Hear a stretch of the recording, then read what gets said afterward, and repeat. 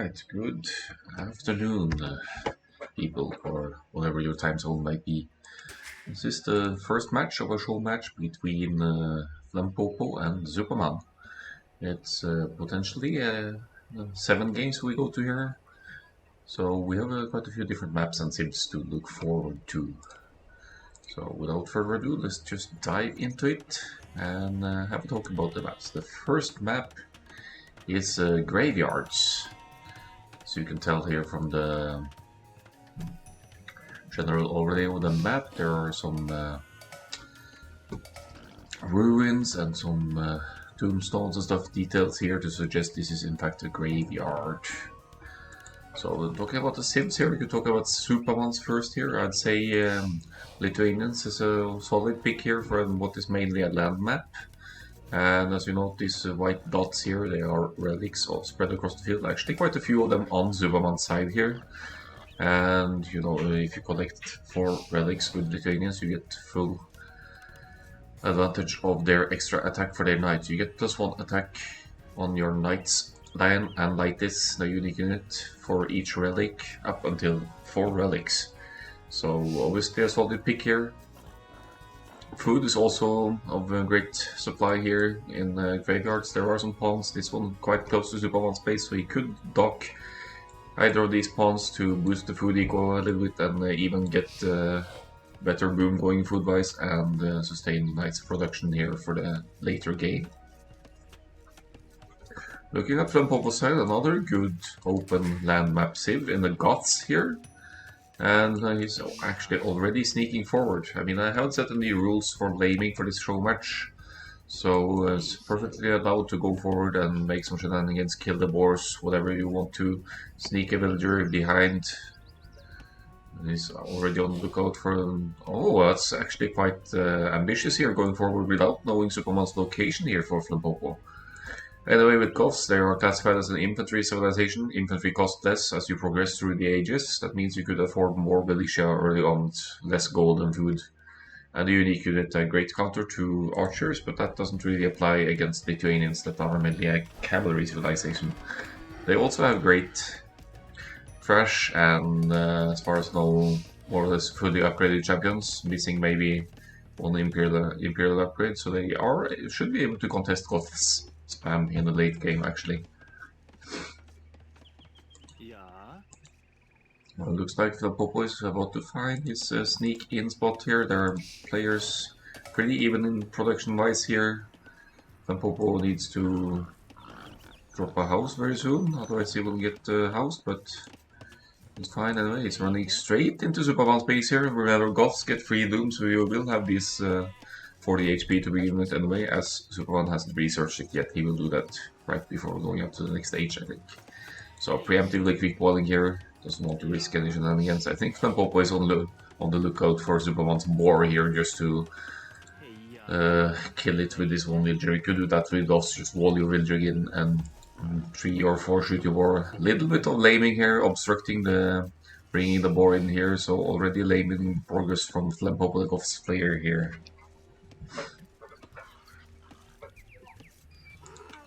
But this forward comes at a cost. If you move one villager forward, that's effectively one villager less for you that is working.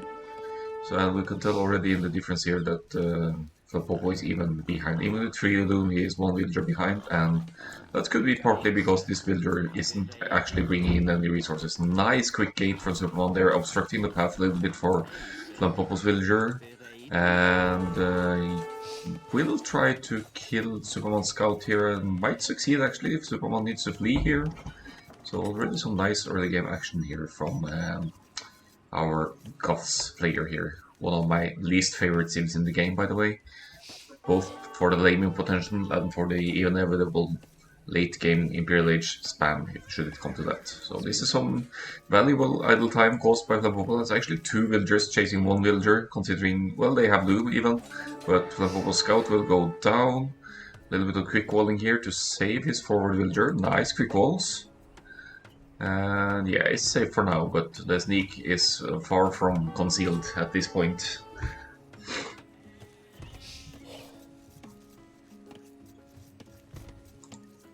Meanwhile, we are closing in on what should probably be the feudal age click for Zupamann. There we go, is going up at 20 pop here, not too uncommon for cavalry sims, especially Lithuanians starting with 150 extra food. They are very nicely set up for an early feudal age scouts rush, something that Flempopo will struggle a little bit with countering now because he's far away from the clicking up to the next age here, which means he won't necessarily have spears at the ready, and he's even placing his barracks forward, so there won't actually be any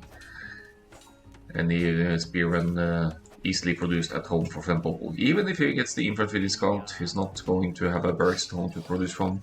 He's making some preemptive walls now. Maybe he will be able to full wall this side and make the scouts run all the way around, but still that leaves this section open.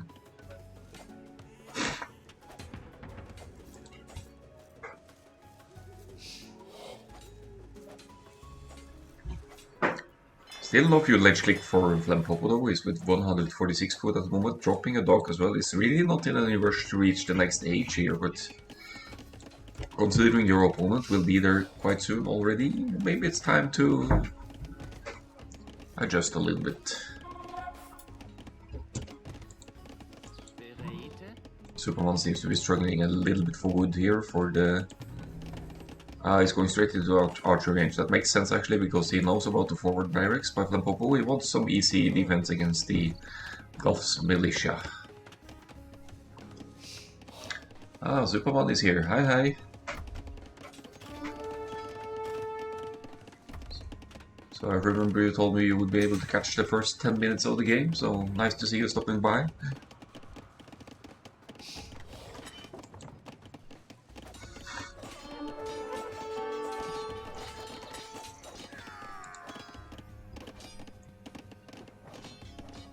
Some militia causing some idle time here again, but this villager count here can be deceiving as Flempopo still has yet to click up to the next age. I'm pretty sure that Zupamann with his 20 pop-up wanted to go scouts, but then with the forward barracks that kind of consumed the way of the plan, so he has had to drop an archery range instead. One villager goes down to the militia here. But considering that Zupamann is already in the feudal age, he could replenish and Flempopo will still have some idle time while going up to the next age here. Still not rushing it, he's drushing it instead. His Dark Age rushing here, but Goths militia will be stuck in the Dark Age for a little while longer as Zupamann now drops the stable. We're still open on this side, but did Zupamann scout his opponent's side? Doesn't really know the location yet of Flempopo here.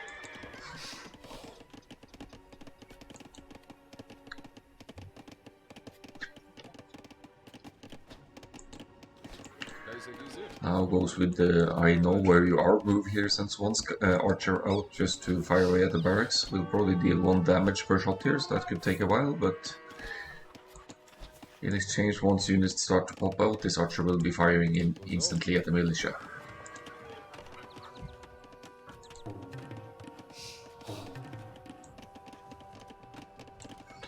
So some house walling in progress for Flempopo. It's almost 14 minutes and it still hasn't even made the click up to the next stage. No rush here, but looks like he's going to reach 500 food soon.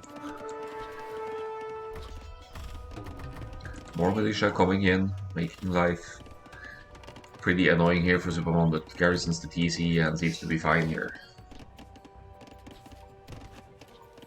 Finally, the feudal age click is in for Flempopo. He's going up at 35 villagers, so at the very least that's going to have a nice eco setup for the next stage. Some farms already in progress. Could be a straight fast castle once he reaches the next stage here, considering there are also fishing boats bringing in food here. Now walling off the sections here. A little bit of idle time of course for the villagers going into building here, and this woman here isn't really working. She's on her lunch break, but now about to finish the wall on the hill here. I think that's going to be plugged done, and Flempopo should be safe from any scouts forward of Zupamann here. Unless, of course, Zupamann uses the dock here and docks this pond and makes a transport and transports the scouts in, something that is very much an option. One scout coming this way, maybe to obstruct this walling villager a little bit. Just passing? No, we're fine. Oh, downhill battle, not great for Flempopo here. Might actually lose this villager overall. Tries the quick walls, but quick walling on a hill like this, almost working out for him, but villager goes down. So even is out a little bit here now. Zupamann with 32 to 35 villagers here.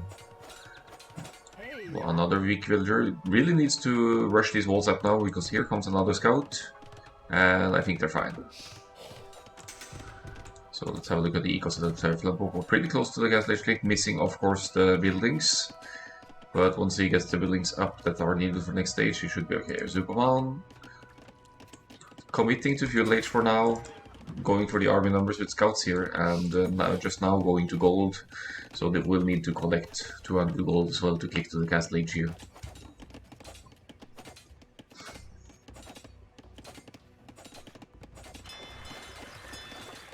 Oh, but does Flempopo see this? There's a dock going up here now from Zupamann. Nicely concealed in a fog of war here. It's a fun game, enjoy, you gotta go. Okay, thanks, Zupamann. So, yeah, I don't think Flempopo sees this, so he could be caught off guard here by something happening here. So, overall, the scouting intel of Flempopo is kind of limited. He only knows about 2 of the 4 ponds. Not that any of them have dot these anyway, but there is some potential food income for the later game here. So, one palisade will go down with Flempopo's wall behind, so no trouble with the scouts here, but then again, a nicely concealed dock here, and look at the queue. That's only a fishing ship for now, actually. Fire galley as well, so Flempopo will be losing some fish eco here. He is also not really stressing the castle age here, still missing the second building to click up, so... But should be coming around soon, I think. Let's have a look at Zupamann's eco as well. Food, 400 something, 60 gold. Flempopo should be the first one to the castle age here.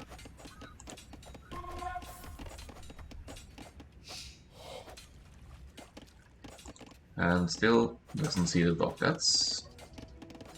I mean, even considering that Zupamann even has a house here, you should be taking that as a sign that maybe there's something happening on water. This is going to go and catch Flempopo off guard. He might need to invest in army on water himself, or he just abandons these 4 fishing ships and transitions into food eco on land instead. But now Flempopo very much stuck in his own little corner here. He's got some bent arms in the barracks here, and he's sending another villager forward, but she's being hunted by a wolf here, so... But as said, Flempopo will be the first one going up to the castle age here, so more palisade foundations to keep the scouts out here for Zupamann. Now Flempopo knows about the dog, so he's actually walling the shoreline here. I like this move, except from walling out this villager here, which is not ideal. But he might actually be suspecting some kind of landing shenanigans here from Zupamann. Zupamann now up to the next age as well. Now only 4 villagers behind here. So things are evening out here. Actually, the fire ships are able to reach the shore here. Ah, look at the transport here. Nice, nice, nice. Some scouts in the transport here to go to the shoreline. They won't really get in here, but with a fire ship to cover fire here, it might be able to break through the palisades overall. After all here. Flempopo saves the 4 villager, barely here. 1 HP, lucky woman there. And now with some house foundations just to make sure the scouts don't get in here.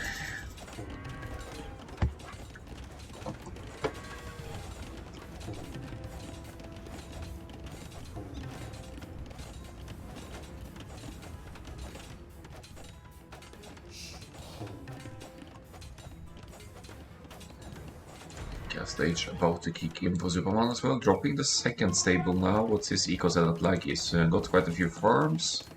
15 farms, 6 maybe to be 7 on gold. Should be nicely set up for knights here. Will probably be dropping the monastery as well, or an additional TC.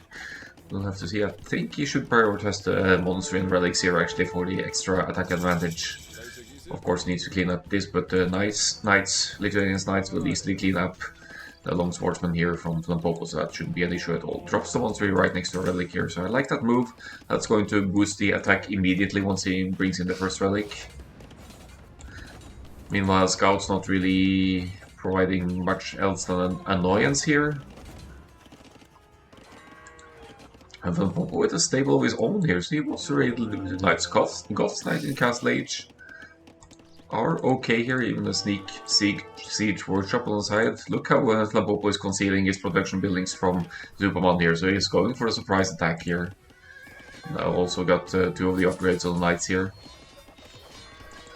Lone swordsman should be going down to knights here. The knights have +1.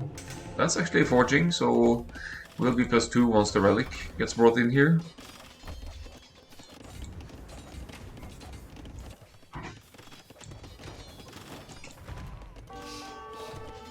God kväll, Vatak. Nice of you to stop by, sir.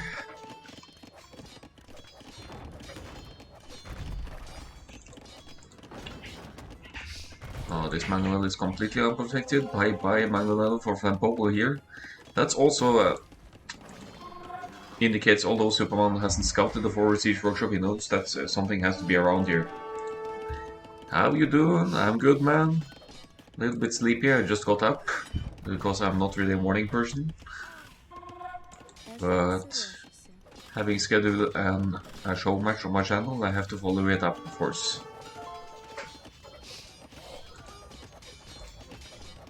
Flempopo dropping a forward monster now, wants to maybe convert some knights, and still only 1 HP villager. Maybe he's building it just to heal at this woman over here. Zupamann still not winning any success in breaking through, so Flempopo is defending nicely at home here, has a relic in the back waist base he could secure as well. Nice back gold, so didn't really talk too much about the maps here, but this back gold is like a dream for Flempopo. Back gold, back stone in the back of their base. And yeah, same goes for Zupamann actually now, with barracks of Flempopo occupying some of the space, but still there's some gold to be taken in the back here once Zupamann can reclaim this area.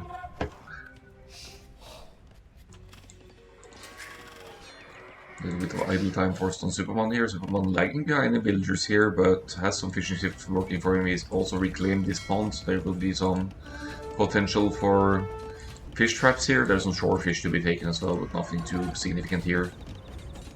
Scouts are trying to break through still.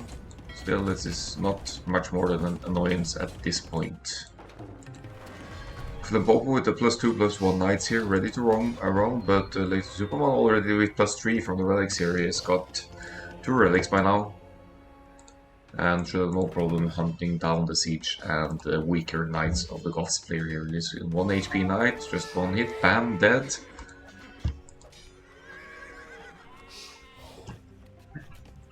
And Flempopo mixing in some pikes now from his forward here, so really going for a sneaky forward with Goths here, and still defending nicely at home.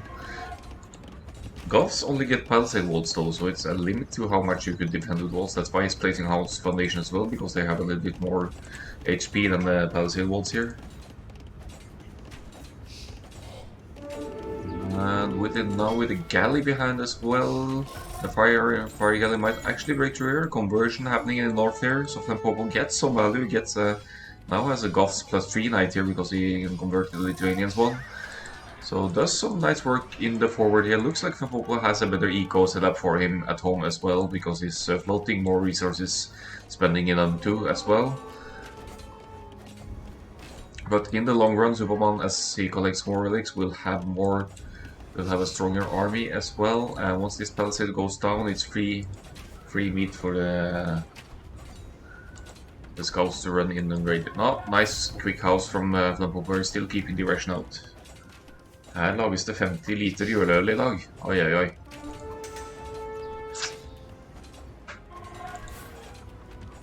Ja, da har du nok å drikke for en stund.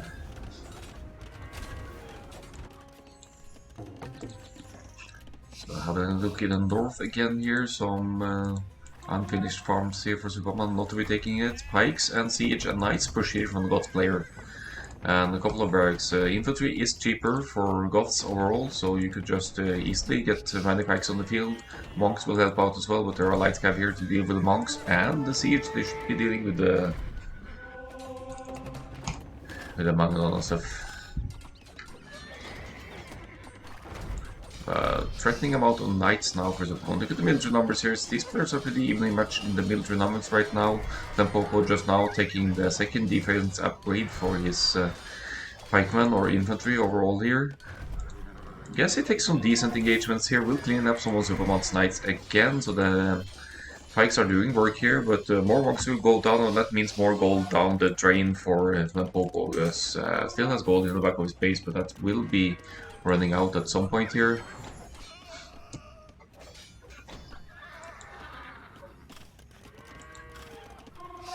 Yeah, now sending some pikeman offerings to the Lithuanians TC here.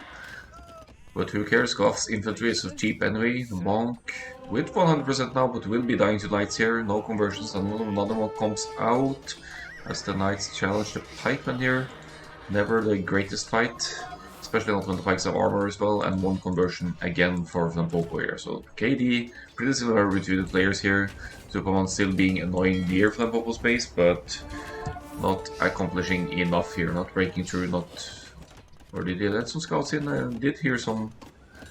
No, still battering away at the houses, so it's an annoyance for sure. Meanwhile, Zupamann is taking some map control, has extended a TC to the woodline here, sending monks to bring in more relics. That's going to be some significant relic gold as he accumulates more relics here. And yeah, look at the gold income here for Zupamann. He would really benefit from a market if he doesn't have one.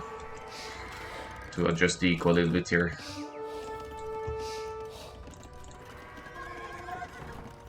So it's a never-ending Goths forward here from Flempopo, but is it going to be enough though? Another barracks going up, that means more spam. I mean, if he could spam enough long swordsmen, for example, then he could take out TCs that way, not only with siege, but with the siege and long swordsman's combo here. I don't know how long swordsmen would hold up against knights with +4 attack though.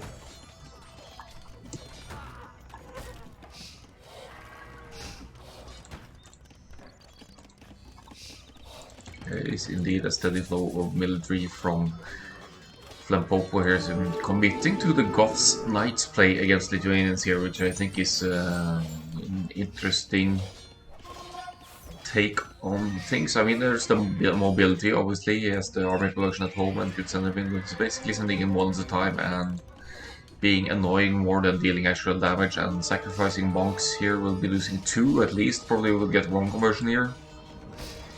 Let's see if he converts the right one. Oh, this is taking forever. Yeah, 1 conversion. So that's another +4 knight for Flempopo here in the mix. So Zupamann finally broke through with the scouts here. So it's causing some noise in Flempopo's side here now. Flempopo, although with almost 20 villagers more, he costed up not nearly anything resembling Imperial Age for either of the players here.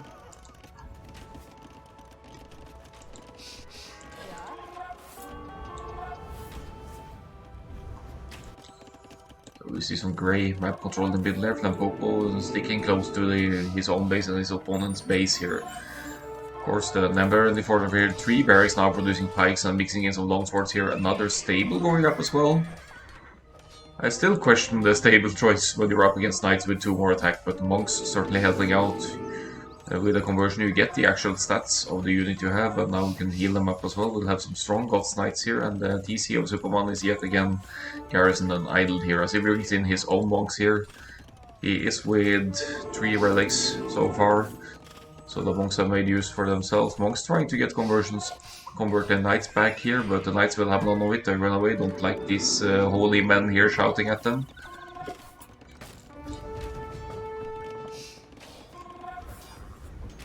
But open on this side now. Zupamann might still need to send a transport, but looks like he will be breaking through the palisade here now. Could be using the fire galley and galley here to reinforce the attack here. But here come the knights. It's going to be 6-7 knights for Zupamann now, ready to roam into Flempopo's home eco. This is the only eco Flempopo. He doesn't really have any eco going for him up in the north. He's investing into production buildings, so Flempopo will take huge losses here now to this forward.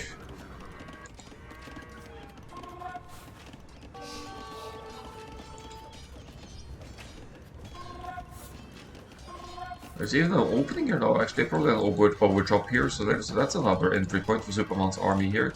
It's 32 to 16 military load. Most of Flempopo's production is in the north, something that Zupamann will have to address as well. He loses 1 TC, doesn't mind too much, I think it's just relocated further to the sides, dropping docks as well. He will have food and income, he will have gold income from relics as well. Flempopo floating a lot of gold now also doesn't have a market, so we can't really adjust it here. And he's in a pickle here, considering there's no barracks for him at home at all. He has the stable here, but this stable is going to be producing knights with 2 less attack than Zupaman's here. So Zupamann now really taking some nice hits on Flempopo's eco here. Look at the villager numbers just diminishing here for Flempopo. We can't discourage the fact that Flempopo is winning ground on where Zupamann's home base used to be either. There's quite a significant amount of army here, so we might be seeing a base trade here. But the overall eco setup, I think, favors... Yeah, I'm not quite sure who it favors at this moment actually, but Zupamann is going to take even more kills here, evening out the villager numbers and relocating to neutral gold and farming more on the right hand side here. So Flempopo with his limited scouting intel doesn't really know too much about the relocation here, as the third TC of Zupamann goes up here, something that Flempopo does see. But here are 30 more knights, and the army numbers are beginning to look really scary for Zupamann here, considering that most of Flempopo's defense production capabilities is up in the north. There are 2 barracks at home for him now, so he could get some pikes out near his home base, but still with knights with +4, even pikes could be challenged by these Lithuanians' power knights. Zupamann bringing his 14 knights into Flempopo's army here. Some scorpions firing from behind, and Magnell Castle will go up. Zupamann may need some skirmishers or some other kinds of units to counter the pikemen more efficiently here. I think he could still potentially win this fight even against 17 pikes here, but it's certainly not cost effective.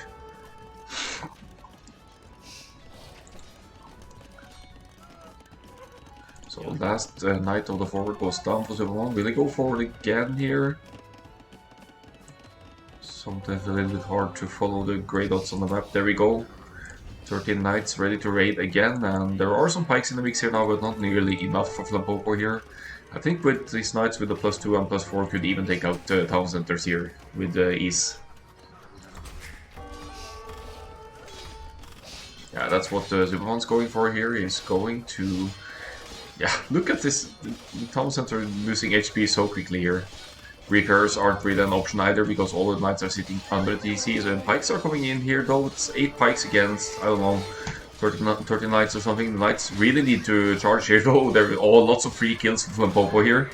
Knights are battering away the TC. Yeah, lots of knights lost. That's a bit of a lapse in judgment there from Zupamann, not noticing the pikemen in time. They're probably not expecting so many pikes in the home base of Flempopo. That still damage has been dealt here. It's now 93 to 78 villagers.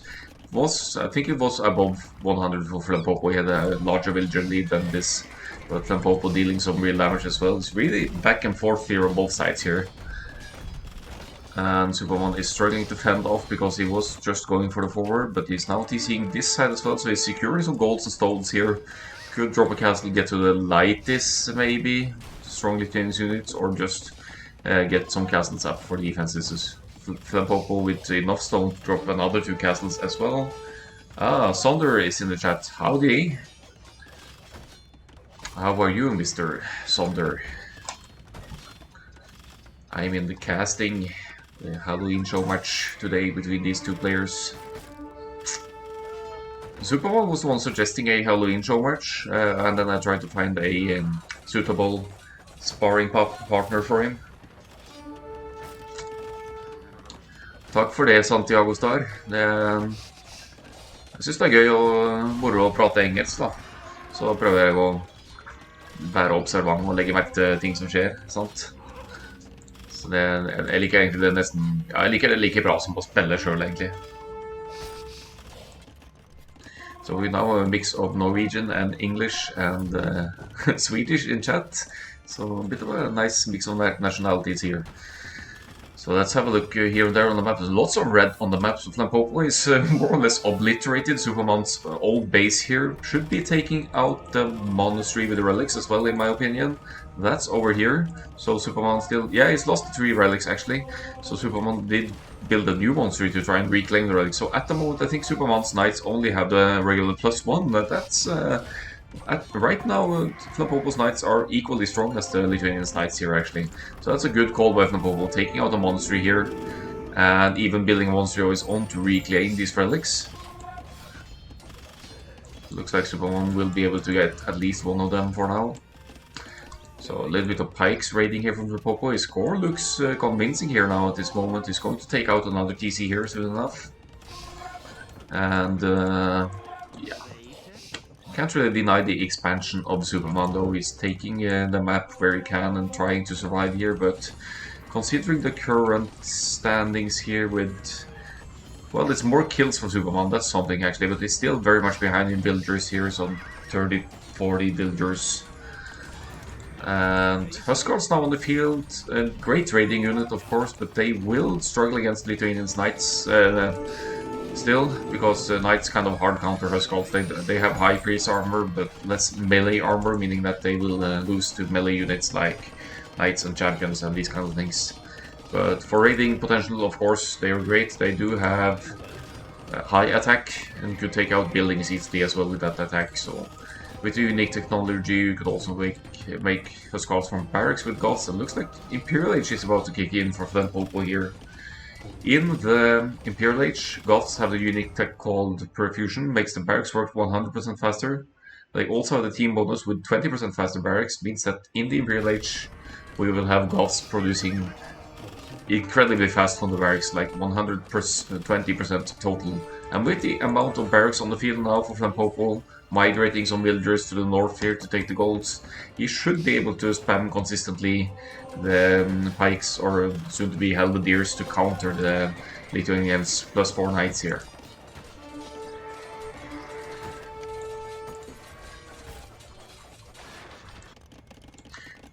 Still have to look at the scouting though. Flempopo lacking a little bit in scouting here, doesn't have any intel on what's going on the right hand side here. Zupamann dropping a market, probably need to adjust some gold or stone eco to what he needs to change up. But losing villagers rapidly, it's now 124 and soon to be Imperial Age for Flempopo here. And I think Flempopo is going to take this match considering the current villager count here, but Zupamann still expanding and he does have the relic income still, so he has some gold to take, but losing his main base, never a good sign to this relentless Goths pressure here. And here's the GG called. Why hello there? That it is indeed the Necropolis map, or this is a standard map. It was used in Necropolis Grail Cup, but this is the ES graveyards from actually that's a part of Definitive Edition pack. But we will be seeing some Necropolis maps as well. We will be seeing well, Necro Arena, Danube, and Teutoburg, I believe. I'm using the...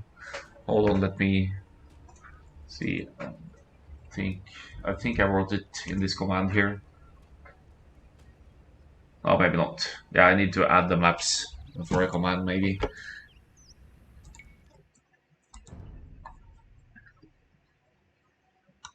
But it's going to be 1-0 for Flempopo after the first match here. His Goths' constant aggression pays off. And now for the continuation. Now need to study Zupa, so great timing. Okay, you're playing against him in a tournament then. Yeah, he's a good player. He loves the closed maps though, like Arena and Hideout and such. So I believe that Zupamann might be picking Arena for the next game here. Ah, and a show match soon. Yeah, Zupamann really doing the show match business here then. Good to hear. So let me just take a moment to bring up the next game here and of course update the score. So it's going to be 1-0 for Zupamann.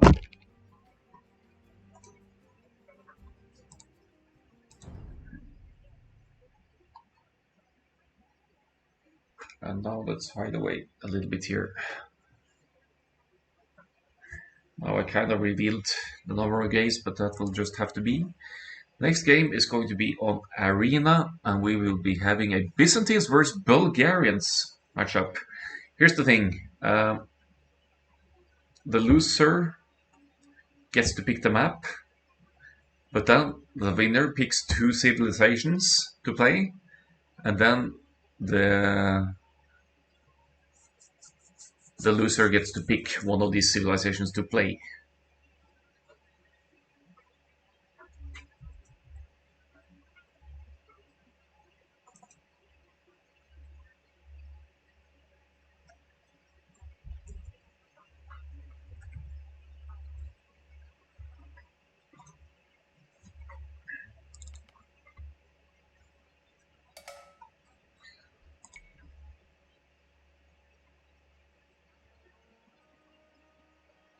So let's hop into the second game here. The map is called Necro Arena. It's from Necropolis Grail Cup earlier this year, so it's a custom map. So you see it's the general standard arena layout here, both players behind stone walls. But then we have these details added with some ruins and yeah, these kinds of detailed skeletons on the ground and stuff. Hi there, Bansenak. Nice to see you stopping by.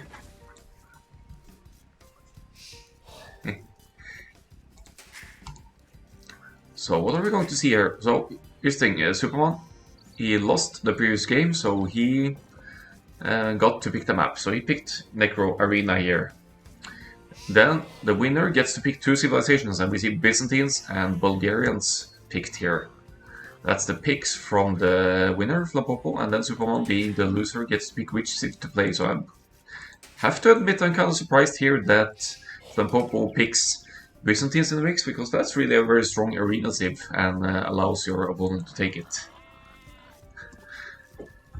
So, looking a bit on the backside here is the incredible back area here for Zupamann here. It's not just the side gold in the back here 4-tile, but 3-tile golds in the back here, way beyond the mountains behind the woodlines here. I mean, Zupamann is going to have no trouble whatsoever securing these golds if he scouts the back of his base here. Flempopo, however, no back area at all, but at least nice. He has a better woodline, arguably, than Zupamann here. Takes the woodline in the back here. And yeah, sheep outside, they are in danger of being lamed, but Flempopo secures his last remaining sheep here with success. So Flempopo did pick Bulgarians for this one then, out of the 2 civs. Probably, I mean, it's not a top tier arena civ in my opinion, but you do have the potential for Krepos rushes and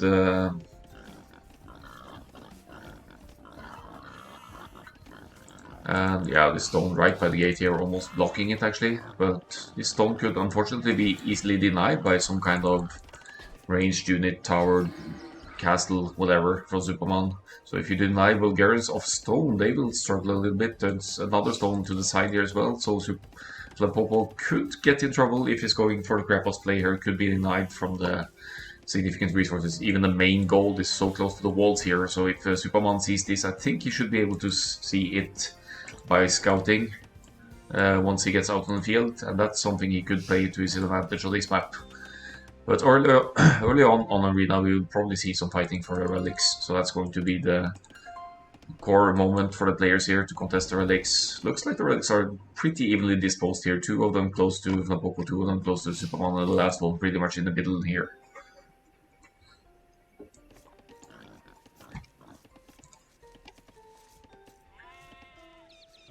And then for Byzantines, obviously one of their strong suits is the Imperial Age, is cheaper. Where's that? Yeah, minus 33%. So that means that Byzantines usually would have an easier time getting to the Imperial Age, could even do a fast Imperial play here. I'm not sure if that's Zupamann's go-to idea here. You don't have any direct eco bonus to support it, but with the Imperial Age being cheaper, it's still possible to pull off to get that early Imperial Age spike. He could go fast Imp Monks and Trebs with Byzantines as well. And that would be useful on this map against Flempopo because of these very exposed resources. Actually, all of Flempopo's golds are too close to the walls. They are within potential castle and tower range here, so it's a horrible map for Flempopo on this one. Also, Zupamann, he really likes his closed maps plays. He considers it kind of like playing chess. Like you have to kind of guess what your opponent is going for and then adapt to that, because you can't really scout inside their base what their setup's going to be like.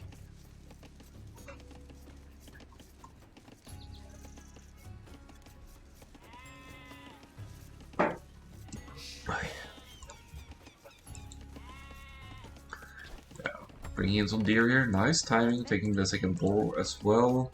There is a one villager lead for Flempopo here. I'm not quite sure what happened on Zupaman's side. He didn't include. He might have been. Yeah, it's probably just a little bit of idle time since the counts are evening out here. Or he might actually have lost one villager to boar here, and I didn't beat. No deaths, so he actually didn't lose anything. It's just idle time. Now going to gold. Zupamann here with 23.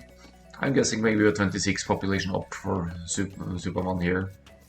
Flempopo seems to be set up for the kicking up quite soon as well. So it's 17 on food right now. 17 on food, 5 on wood. Did not go to gold yet though. So I find it a little bit surprising that he's going into wood, mainly here, food and wood, and didn't go to gold at all.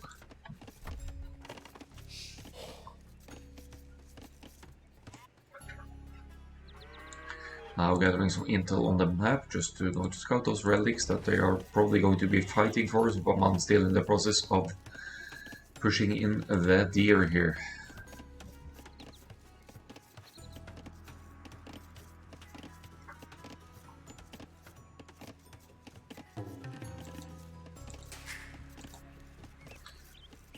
So it's going to be Zupamann going first by far to the feudal age here. Is going for a 24 population up here, so that definitely suggests that he doesn't want to go for the fast imperial here. In that case he would have had 30 villagers in the Dark Age, I think, or 28, and then 2 more, and yeah. So wants to go for the early feudal age aggression, or could he actually pull off a 26 popcast age here? It's only with one farm though, so he's relying heavily on the hunt here. Could do some market adjustment to get up, of course, so he's probably going to have a pretty early cast age here.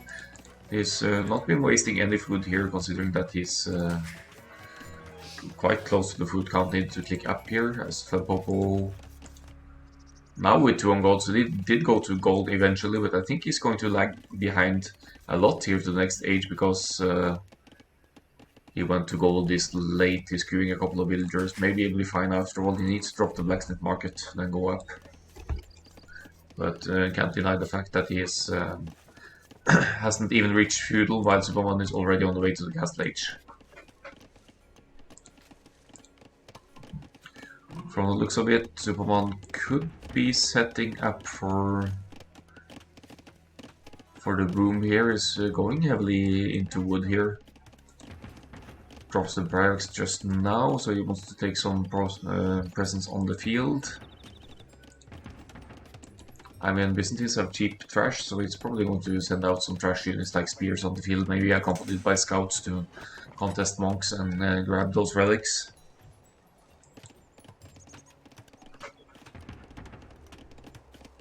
And all in all, I'd say it's not that bad for Flempopo. He's going up on 29 villagers as opposed to Zupamann's 35, so that's going to work wonders for his economy. He's going straight into infantry defense upgrades here. So could be some kind of infantry play, some longswords, instant longswords play from Flempopo, I don't know. Maybe some typical arena clown strategies here. Really rushing up that barracks with 3 builders. Interesting.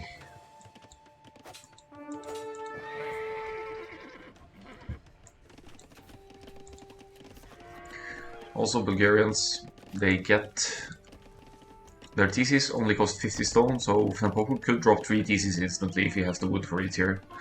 He seems to be going pretty heavily on gold now, dropping some farms as well, food and gold, and he's going for the men-at-arms, which are going to be longswords soon enough here.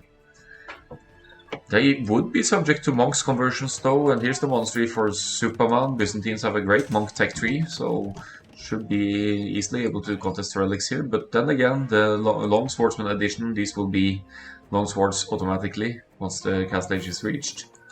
for Bulgarians. They could easily contest the Spearmen on Byzantine, so maybe not the worst call from Flempopo here going for the infantry line approach. They would still be weak to conversions, so I would love to see a stable from Flempopo just to contest the monks as well, because scouts won't be as easily converted. See the instant upgrade to Longswordsman here kicking in. Could be a siege tower Longswordsman push here from Flempopo actually, because here comes the siege workshop. I like this. He is not hiding away the barracks, but he doesn't need to. This could just be a way to assume map control, right?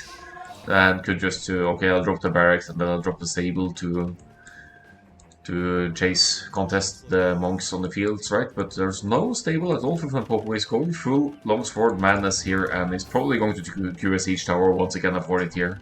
He's going for the town centers. It's 2 town centers, 3, about to be 3 for Zupamann here as well. Let's see if Zupamann actually scouted the back here. He actually only sees these gold, but this stretches far behind, so once he realizes there's only one.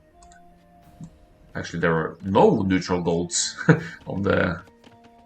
This could be maybe neutral, but yeah, 2 3-tile golds in the back here for Zupamann to take. Masterpiece on the way here, indeed. Rubixy. Let's see if it works out for him though, because if Zupamann scouts the siege tower, he would be instantly ready to defend it, I think.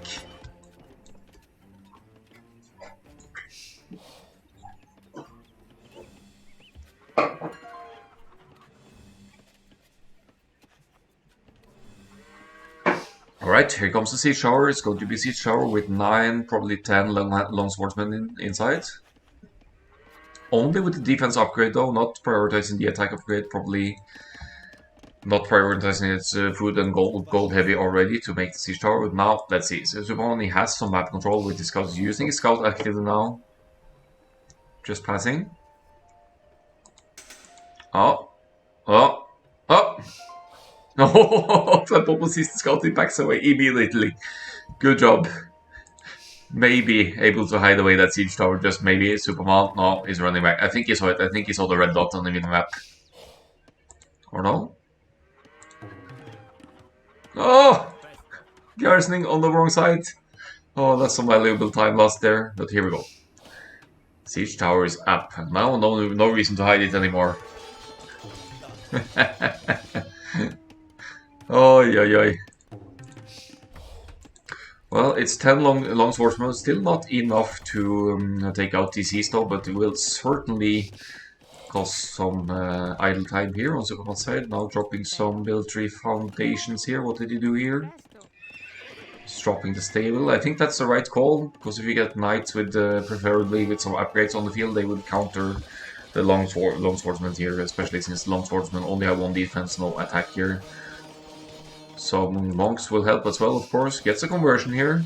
And I think it's... I mean, there's a limit to what you can do with TCs around here, but stopping the stable foundation is not really going to do enough here for Flempopo. He should be trying to pick off villagers instead here and cause some actual damage to the economy here. More units in the making, of course. There's 1 barracks and going to fill up the siege tower. What he could have done as well was just leave the siege tower here. Maybe he was afraid that the scouts would kill it, but if you leave the siege tower near the wall, you could set the gathering point in the siege tower and your units will just waltz straight in. Let's go!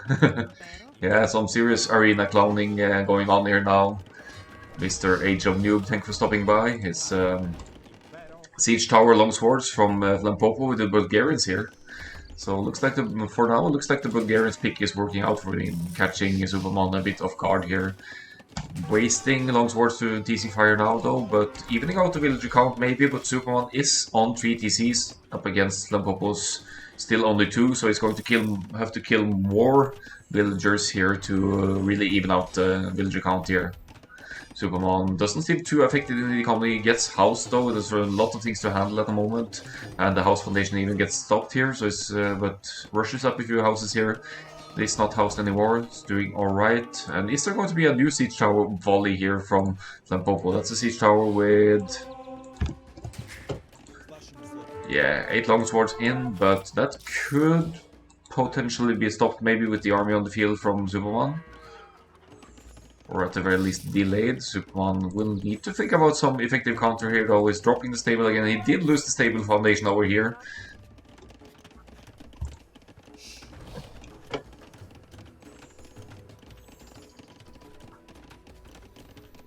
The stable goes up, and once Zupamann can get some knights in the mix here, he should much more easily be able to contest the siege tower. He is Byzantines, he could go archers as well, but he's probably thinking long term here what he's going to need, and we can't really discourage the fact that Flempopo has given up the relic contest as well, so there are 4 relics in the mix for Zupamann here.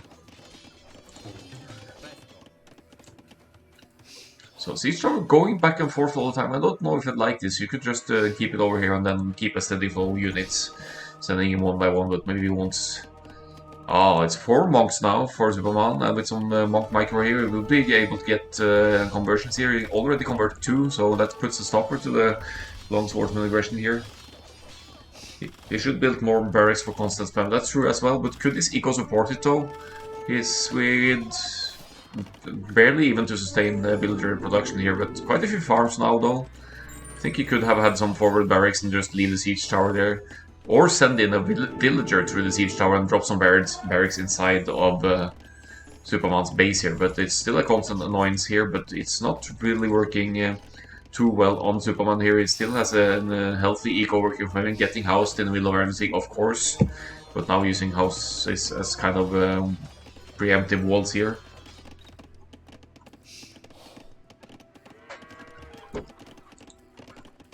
Also a safe TC behind the walls here, that's not going to be subject to longsword's aggression. But if you look at the ecos here, look at the Zupamann's eco setup here, he's only missing the food actually, then he could go Imperial Age. And Flempopo floating mostly wood and gold here, quite a lot of gold actually, not really spending that. He could use the market to adjust a little bit and sustain production more easily here, or from more barracks, but now here comes a ram as well.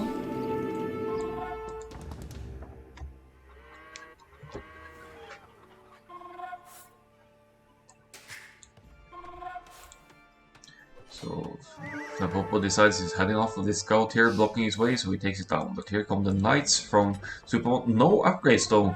So let's see about Long Swordsman missing the second attack upgrade. Yeah, still pretty tanky. These knights have much more HP. They have 100 HP after all. And looks like the knights are cleaning up nicely here. You could move them around as well. Zupamann bringing the weak knight home, bringing a fresh one in. And now going to the Imperial Age.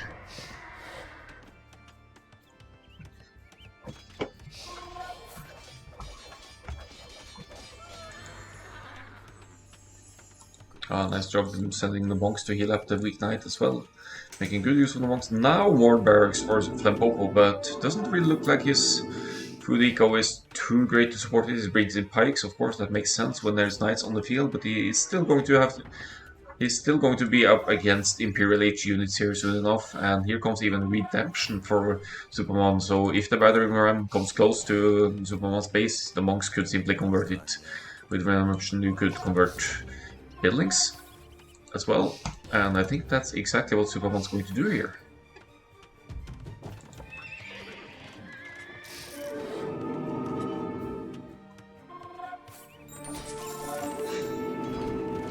Who do you think will win this game? Considering that Zupamann loves Arena and is an experienced Arena player, and the way he's defended this, I see Zupamann as the favorite here. Because he's about to reach the Imperial Age, Flempopo's eco is nowhere near, and even the castle is going up here for Zupamann, so I think he will be pushing back efficiently very soon. And even, I'm not sure if he's going to go into it, but with the castle up he could go for cataphracts, and cataphracts, they hard counter infantry, they're great against infantry, so he is indeed going for the cataphracts. Amazing. Siege battering rams should be a threat here if Zupamann still has monks here. He does have redemption after all, so he could actually convert the siege. And seems like he's going to migrate to the side here as well to drop the TC on the woods and stones here. So that's going to be TC number 4 for Zupamann. Some random house foundation going up here could probably serve as temporary walls. Yeah, he's just stonewalling behind there to keep the rams out. And Cataphract and Constriction here going to boost that Cataphract foundation. Is probably going straight for the stone here with this TC, securing the stone with the TC and then going to drop another castle. And should be having trebs out soon. Byzantines, they have access to siege ram as well, so if he gets some rams on the field, he should be able to clean the presence on the field there easily.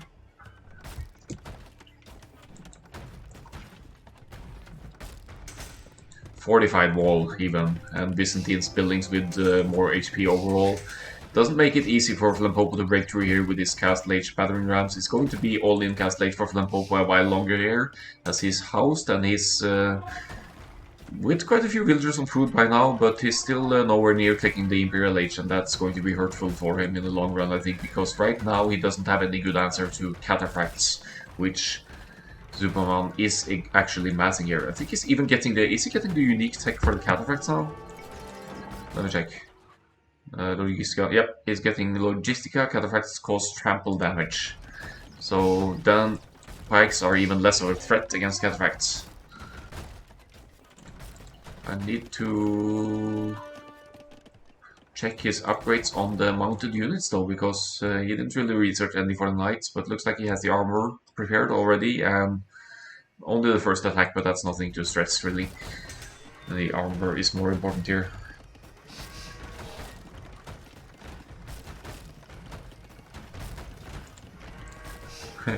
Tato, Zupamann and YOLO. I had streams to watch. Yeah, we get to see Cataphracts in the 1v1 here. It doesn't happen too often. Military count could be worrying here though, but still most of the army on the field for Flempopo here is easily countered by Zupamann. Zupamann not even stressing the walls here. I think he could just stonewall behind here should the need arise.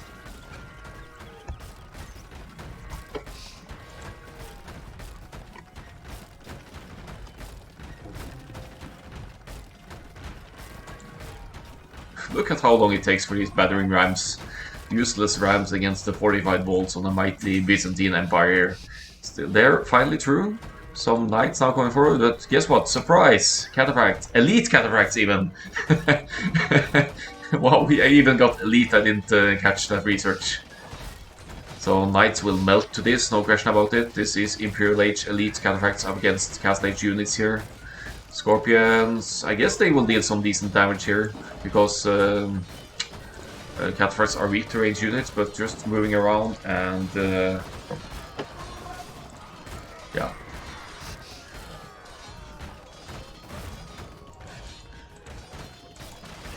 Here we go.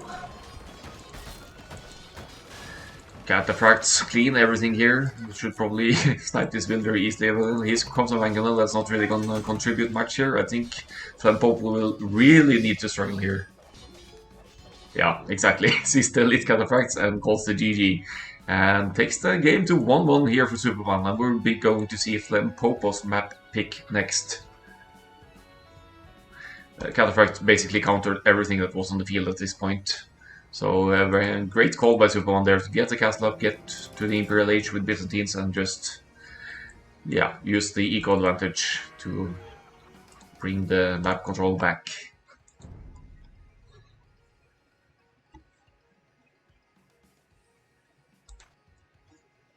There we go.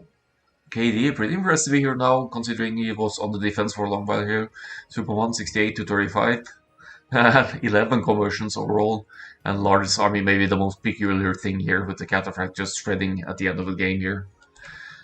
Eco tab, I'm not surprised to see Zupamann with the eco advantage here. He defended nicely early on and he had 3 TCs going for him the whole time, so he basically just played the eco advantage to the fullest here with the Byzantines cheaper imp helping him out additionally there. Up times, quicker Castle Age and only person in the Imperial Age here. Can't really discourage the relics here either. He did capture 4 relics. That's a lot of free gold income there for Zupamann to use for the Cataphracts in the later game.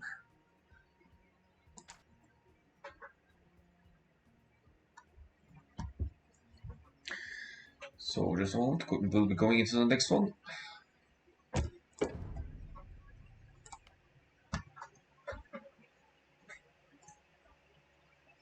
So the score is now 1-1. I think this overlay only shows on if you're on a computer or on a TV screen or something, maybe not on mobile. But anyway, the score is 1-1. And we'll be seeing Flempopo's pick of map here, and the map is going to be moats for this one.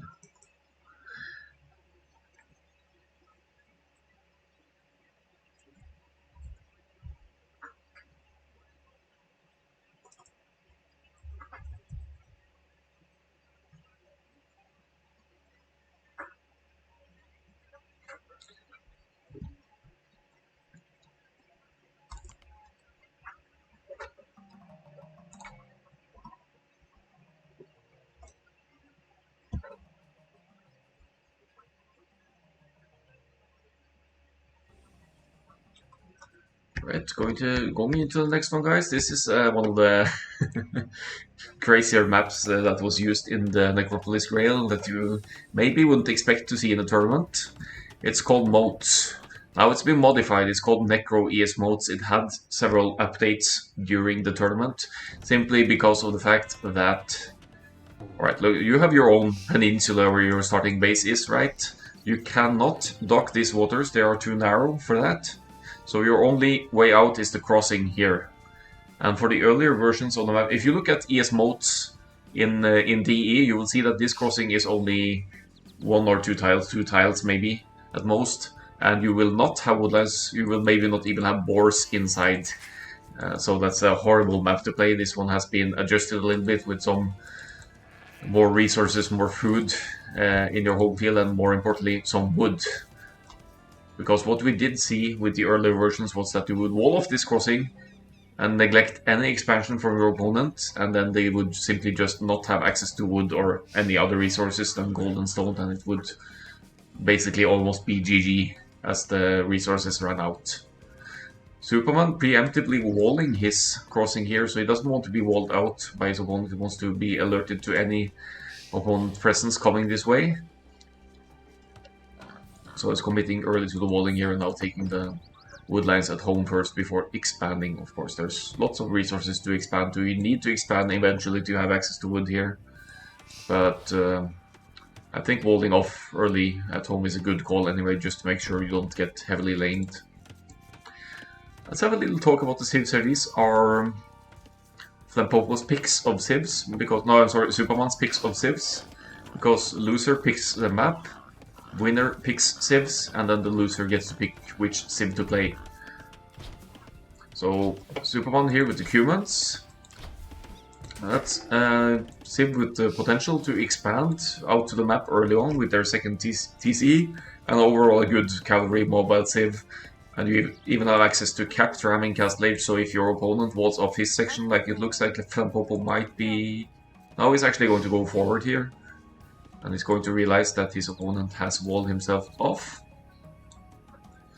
But with Cumans you have access to capped ram, or battering ram in the feudal age even, so you could use that to break out, but you have capped ram in the Castle Age, which will break walls and buildings even more easily. And the opportunity for second TC, and great cavalry as the game goes on. Zupamann with the scout on the alert here, sees the villager going forward, does have loom, of course you want loom on your villagers going forward, and I think Flempopo is going for the wall off after all here. It's going to try and neglect expansion further out on the map for Zupamann here. A little bit of unlucky scout. I don't think the hill is going to be enough for Zupamann here, might risk losing his scout here. And that's going to impair his vision a lot here, because he doesn't really know too much about the map. I think he would suspect that Flempopo is on the other side, but... yeah. So gets alerted, obviously, to the walls going up here. They're going up right next to his own scout, still alive, but can't really help out in the fight here. Was that an accidental delete? I'm a bit puzzled here as to what was the idea here. Considering the amount of resources on the home peninsula here, I don't think Zupamann is too disheartened by being walled out here. He does have access to rams early on after all, so he could even break out in feudal age if need be. But Flempopo has decided, I want the map for myself, you are not going to be allowed to expand anytime soon. Arguably, a waste of villager time here. You had to take Loom to go forward, so that's one villager down already. Zupamann will probably be going up shortly because he's taking Loom right now and taking the last bit of food. Getting some, going to mill some deer, but he has berry income as well.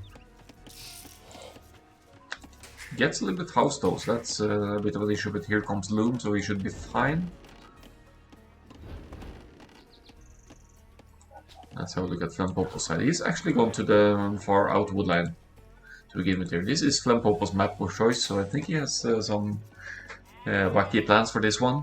Maybe some arena-style cloning again, who knows?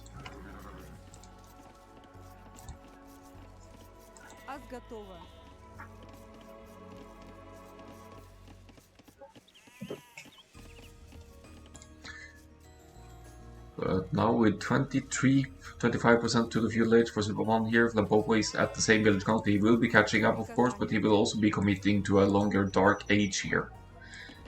His advantage being he doesn't really need to worry about any action from Zupamann, any aggressive action, because he has the walls up.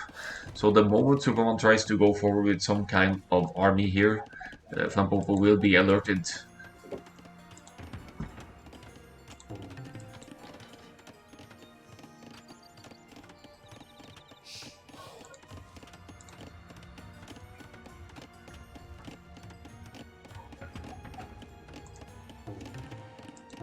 So, yeah, extending the walls a little bit here. Flempopo wants to secure his home area as well.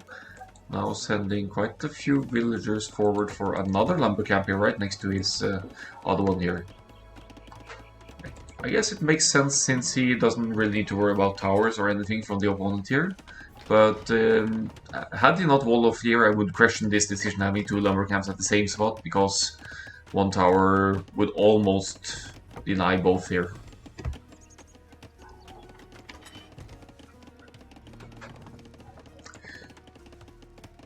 Also, not too sure what to make of the civilizations here. I think slabs have good options to counter in the late game with the Druzhina helps, and they have strong siege as well, maybe to fend off against a ram push from humans. A bit hard to tell, but I think slabs should hold up decently here. At least if it goes to the long game, to the Imperial Age. One villager going forward again. Are we going to drop more walls here, or what's the play? Flempopo in the Feudal Age now, nowhere near clicking up. Only has one farm actually, and that's not even built yet. So he's going to commit to the Feudal Age for a while here. Although he's dropping a stable.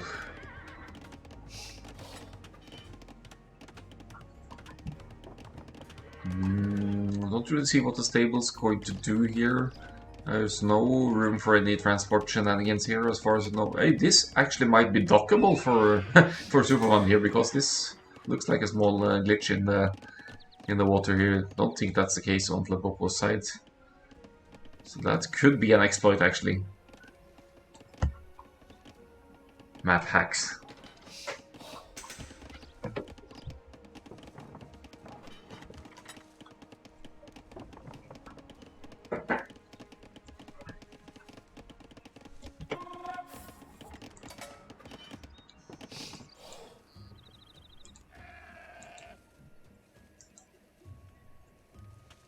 Huh, Zupamann actually didn't scout his sheep to the side here. That's a bit surprising, but the scout was out on the field and eventually got picked off, I think, so that could explain it. But that's just a little tile there.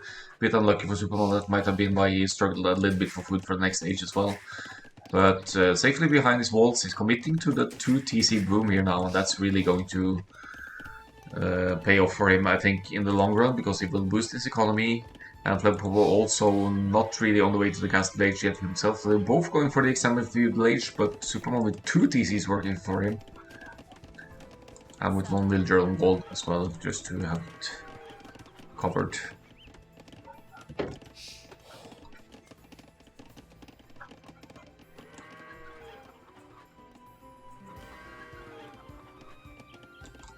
So I'm going to pay close attention to the villager count. Now it's already 10 villager lead for Zupamann. He says thanks for the sheep sent into his base.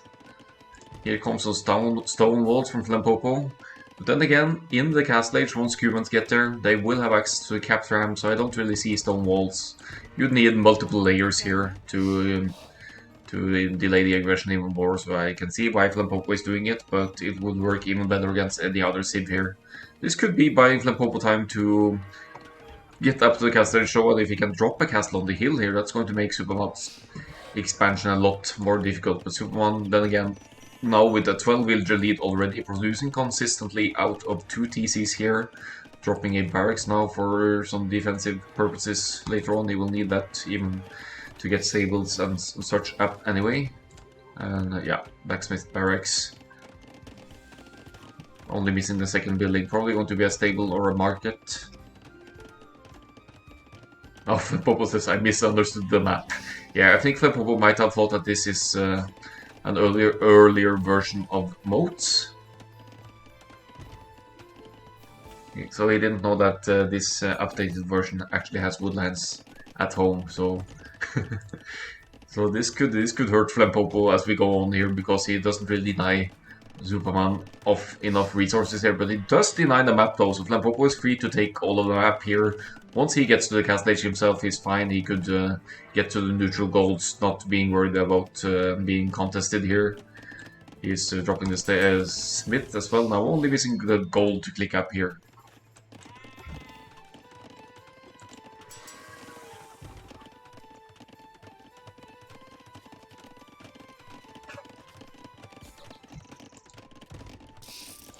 Yep, Siege Workshop is up for the humans player here.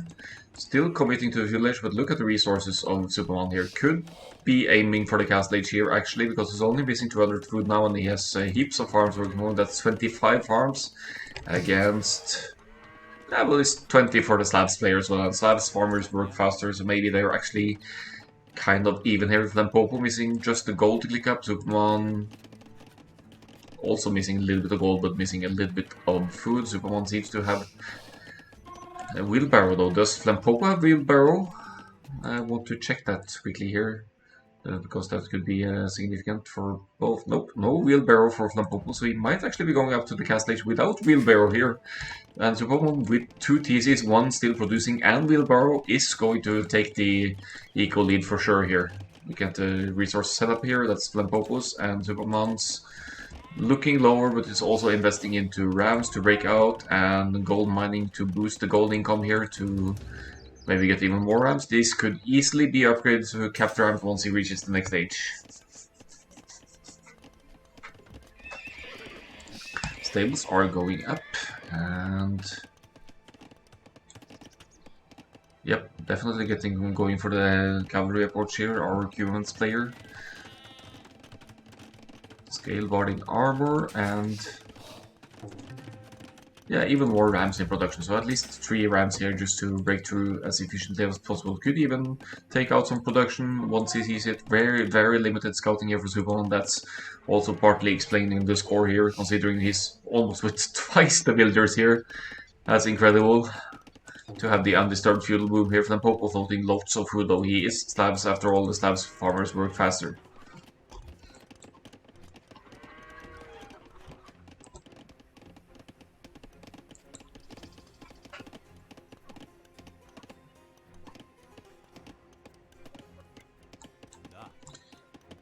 So looking at the overall resource income here, looks like a decent setup for Flempopo here, but the general villager count is very different among the two. It's Zupamann has already gotten some core eco upgrades. He did get wheelbarrow, he's now queuing step lancers.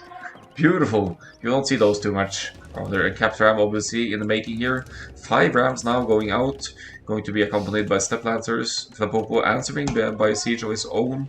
I'm not sure if he sees this, he probably expects it though. Castle age is in, he will be needing defenses here. Double siege workshop. Okay, so it could be scorpions here actually to try and keep the aggression out, or even mangonels to hit the ramps from this side of the wall. So siege workshop is up. He's making ramps of his own. Why? Flempopo, what are you doing here? Why not a mangonel or 3?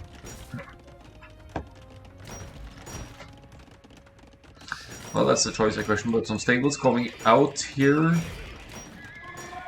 Stables play, of course, decent for slabs, but then again, humans in the cast stage, they have access to camels, so Zupamann has a nice potential countermeasure here. Upgrades are in as well, so Flempopo getting the +2 here. And the military number is already 14 for Zupamann. I think he's pretty nicely set up for constant production here. So 35 on food, 17 on gold. Should have no trouble spamming these step lancers. I love the unit of choice here. We don't see step lancers that much into play anymore after their nerf.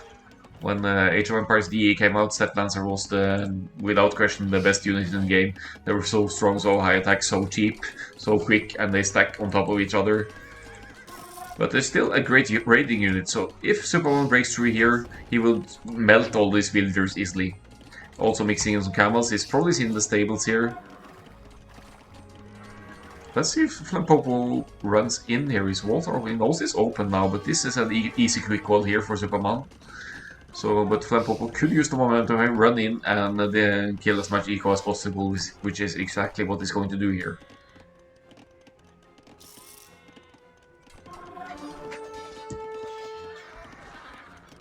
Yep, house wall up for Zupamann. Could still run around here, Flempopo, but he aims for the army instead.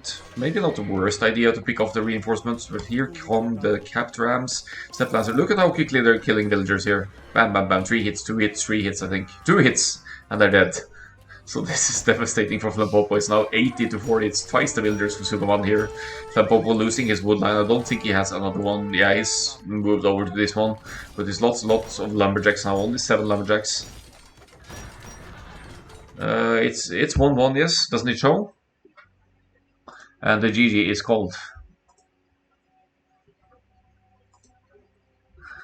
So Zupamann takes moats here. Takes the 2-1 here, and the next map is going to be Flempopo's pick.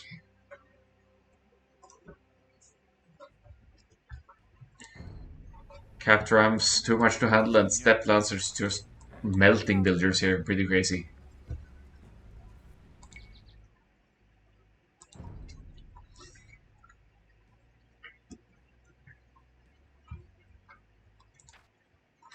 KD only 12 to 8 for this one, but the eco tab should be showing some. It's a best of 7. Some significant advantage for Zupamann here, and the villager high, pretty crazy here. Undisturbed 2 TC feudal boom for Zupamann, really working out for him for this one. Uptime's even pretty similar here, so I think that's a bit. I wouldn't say sloppy of Flempopo, but I'm tempted to say so. But he did invest 1 villager early on forward. That's a lot of idle time already running forward to wall and stone walls. That will, of course, attempt to affect the resource gathering and uptimes here. But being slabs, I still would argue that Flempopo should have been earlier up here.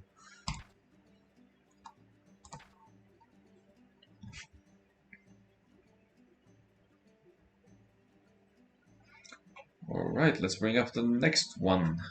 That's going to be Flempopo's pick of map again. And we're going to Teutoburg, Necro Teutoburg. That's another map seen in Necropolis Grail. So Flempopo, the loser, picks the map. Zupamann, the winner, picks the civilizations.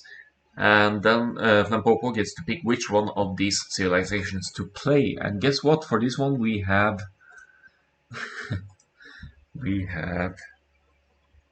Portuguese versus Turks.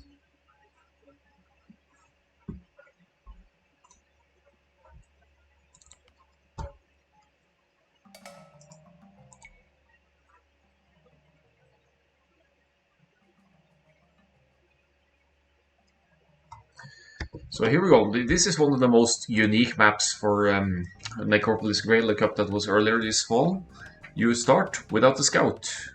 So you will have to rely on your starting sheep to scout the map and hopefully find your boars early enough to bring them in. Both boars pretty far forward for Flempopo here, so that could be bad, but looks like his sheep is going in sort of the right direction here. Hey, Potok, man! Thanks for the sub, dude. Really appreciate it. And whoever is watching now, that's sub tune here. That's me recording, playing myself, playing my instrument. If you use exclamation mark horn, you will see a brief explanation there. So I had some fun recording the game tunes with the actual instrument played in the game music.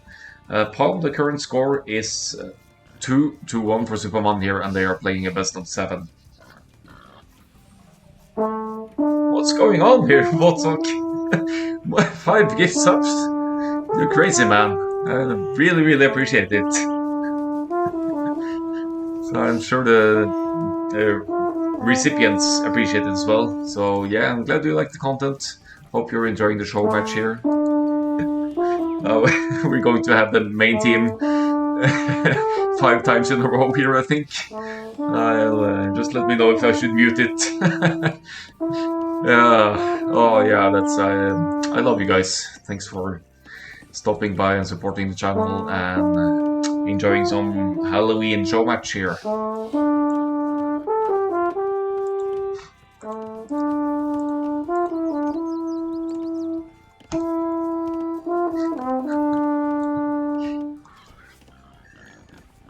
Yep, here we go. I'm not sure if I even can talk on top of this tune here, but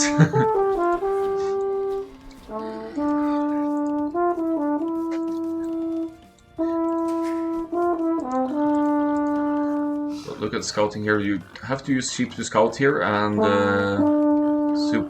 Flempopo here has invested his food into the sheep here to make sure he produces consistently, and that's going to hurt his scouting here.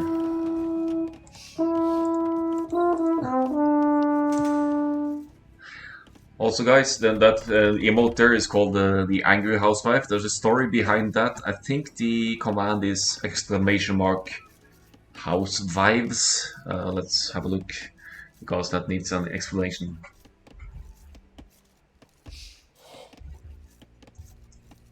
Yeah, there it is.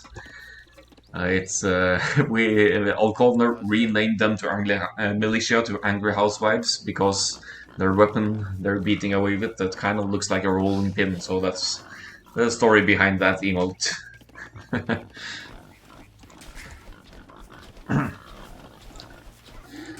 So this map, Tutoberg, kind of has a slow start. You have to scout with the sheep, so your scouting intel will be very limited.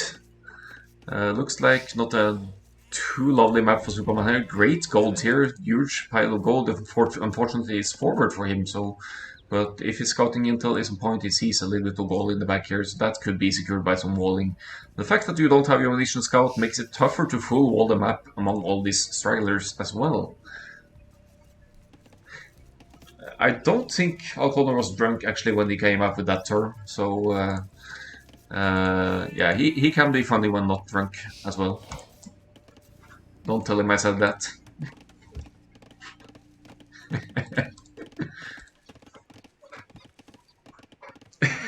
No, he can't. Yeah, so we see the lack of scouting coming into play here for Flempopo. I'm not sure if he sees his second boar here. That is devastating for a start here. And he's Portuguese. At least he saves gold if he wants to go into archers or any kind of gold unit, really.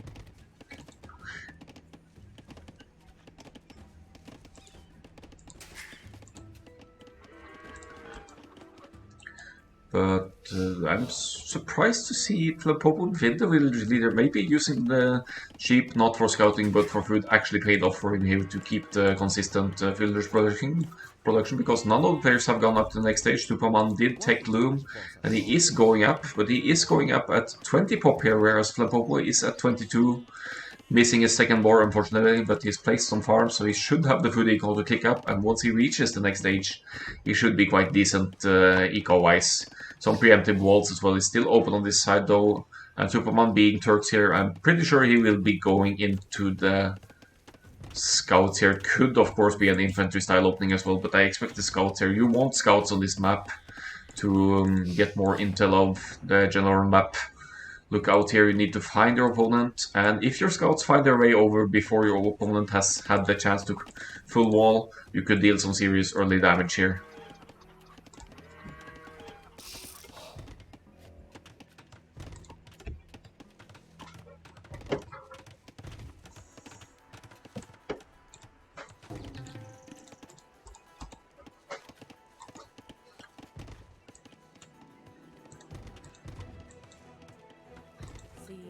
wall off here for Flempopo. Does he see the back of his base though? I hope he doesn't expect this to be full woodland here. He's going to drop some palisades again, and then that leaves only the back here. I assume he will be sending the villager in this direction, and he will be successfully defended against what's going to be... Maybe not scouts opening after all from Zupamann here. Yeah, he's going... Okay, he's dropping the stable. So never mind, it is indeed the scouts here. I like the forward placement of the stable as well. This will be acting kind of like a wall, and it's neglecting, it's giving some slightly little vision on the map here for him, and it's also placing a house foundation. So kind of preemptive walling, kind of securing this gold, or at least giving a heads up if any enemy aggression is coming this direction. Flempopo on the other hand, with 27 villagers, he is fully walled off. This could indicate a fast castle build for Flempopo. He's actually with a whole 12 farms now and 5 on berries. So he might very well be able to get up here. Is this a hole though? Ah, it's fine, it's fine.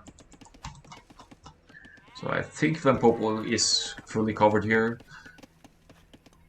Danger of this map is there are some stragglers here as well. Looks like Flempopo is okay with the woodlines here. I'm trying to look for any single tree that he could break through and get in, but doesn't look like that is the case here.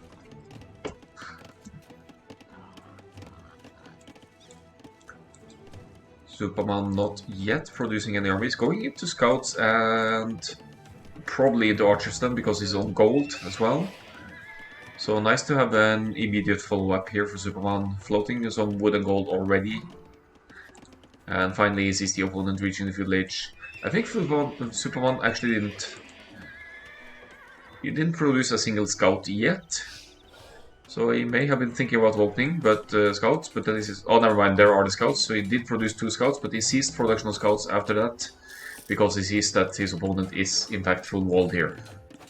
And oh, a bit of salty talk here from Flempopo. Good luck with that. Ay, ay, ay, ay, ay. Oh, really trying to get his opponent on tilt here. 2 clerk scouts battering away here. Flempopo fully walled means his eco is in a great spot here. He's going to click up to the next stage as soon as he has to build. Yet again, Flempopo is missing the second building for the immediate click up here. Is dropping the market now. Almost acting like a wall here, but still, yeah, there's the house foundation as well. So Flempopo could have done a real early cast age here, but he's not. He's just taking his time here, extending his eco, not really producing villagers because he was housed here, but going to catch up. Hey, Coster! Thanks for stopping by, man. It seems like your teammate is down 2-1 here, but right now it's looking great for Flempopo, being full walled here, taking no damage whatsoever. So maybe he will make a turn of events here.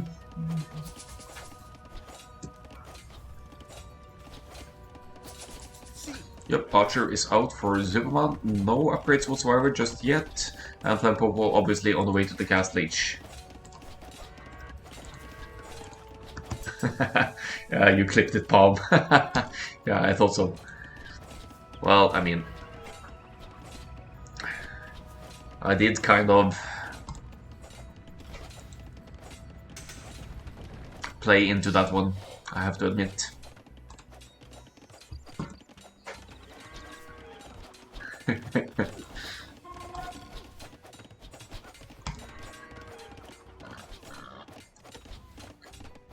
Are we going to hear the national anthem of the winner on the French horn? I mean, Votsok, that would call for some studying, because I don't know the... Well, I've heard Danish, well, I'm not sure if I know the... what is it? Croatian? What land is Zupamann from? Sorry about that, I think it's... a bit of a brain fart here. I'll have to investigate the melody, and in that case I would have to take a quick break just to simply to try and learn it. But I like the idea. I like the idea.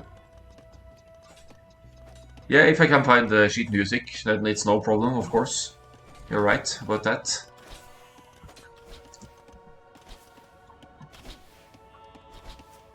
Yeah, we'll look into it.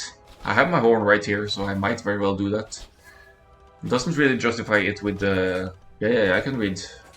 I I play notes all the time, like sheet music. So that's no problem whatsoever. That's a great idea, actually, to have the national anthem to celebrate the winner. We'll do that.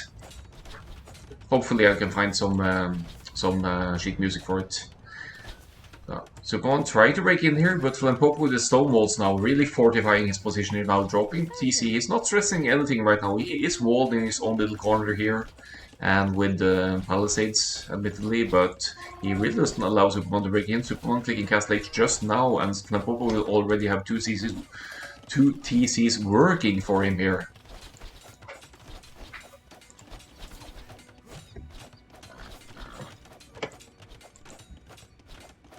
Oh! Oh! No! Flempopo! You let him in, there's an opening here as well, I think.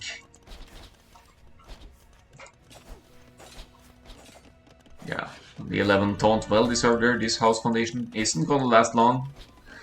And as soon as Cast Life kicks in, Zupamann will have light cab here, so he could very well deal some... So how big was the prize pool for this show match?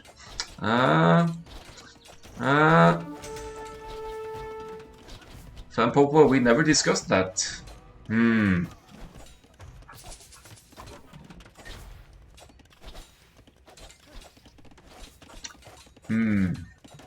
I'll have to think about that.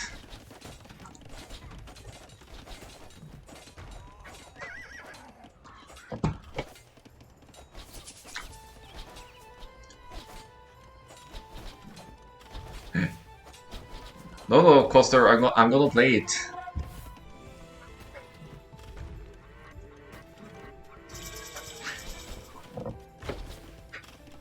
Unless you want the winner to sing it, of course. That depends.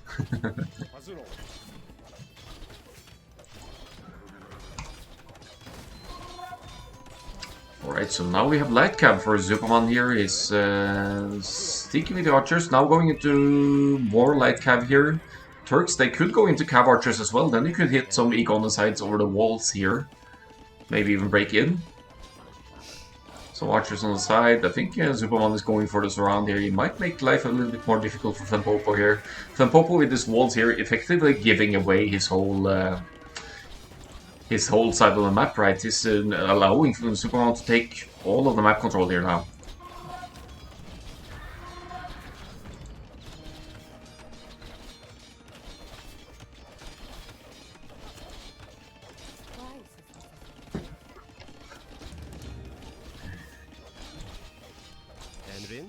Oh, no, there's an opening, but Flempopo, nice reaction here, sees that the stone is depleted or sees an over opening here, so he plugs the gap. Even though Zupamann was on the alert as well, expecting something to open up here, but he won't find the opening, unfortunately. Now, probably going to try and break some palisades somewhere here. What's the upgrades like? He has the attack upgrade on light cap, so they could actually kill palisade pretty quickly here. But where are the archers? If he has archers to support, not going into crossbow, going into some siege play instead. Forward siege workshop with Mangonel here.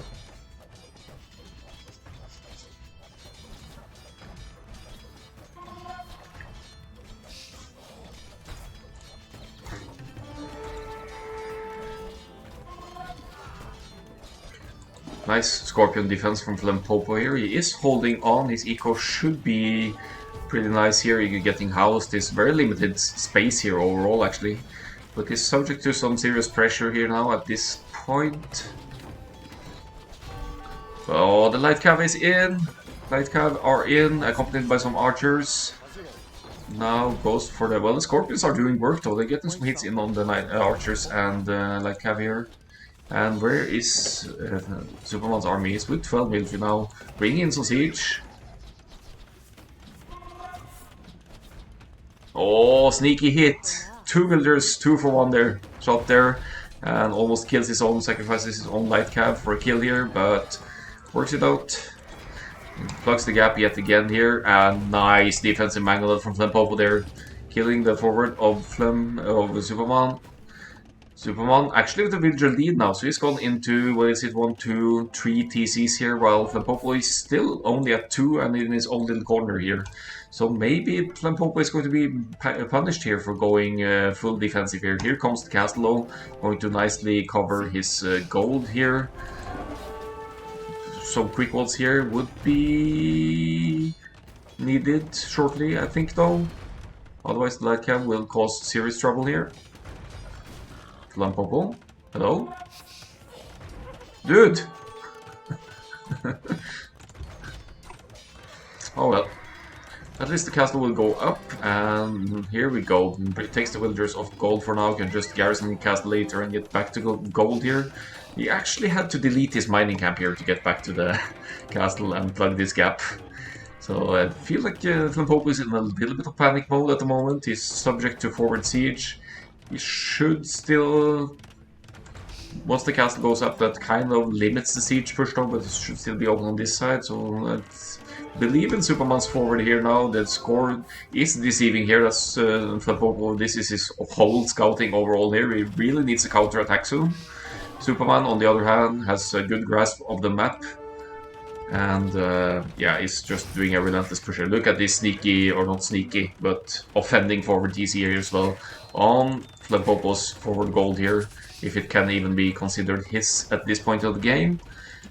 Blacksmith about to go down, so that's going to limit any upgrades here. But look at the organ guns coming out from Flempopo here. They will struggle in small numbers against Mangonels, but if you can get the numbers up, they should be able to handle the forwards nicely. Let's look at the ecos here. Lots and lots of gold for Zupamann. Could go into... He's committing to the archers though, could go into cav archers here in my opinion. Akkal, what's your first name again? What, do you want to stalk me on the internet now? Oh, it's Asgeir. Asgeir. That's my first name.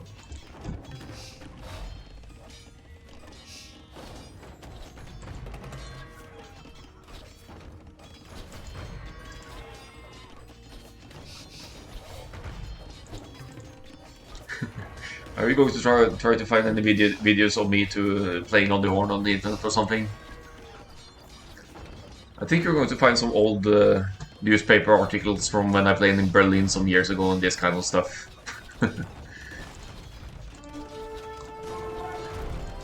So, but back to the game, Flempopo holding on nicely for a moment, but this forward castle is going to be a pain to handle here. Zupamann only missing the gold now for the click up. Turks, they do collect gold faster as well. Flempopo nowhere near the Imperial Age click.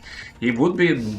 he is in desperate need of more map control now. He's just stuck in his own corner here, doing what he can. Adding another TC right next to the castle, so this is going to give him safe wood and gold access here. Good thing for him. This castle doesn't directly deny too much, maybe a little bit of this gold, but whoever gets to the Imperial Age first will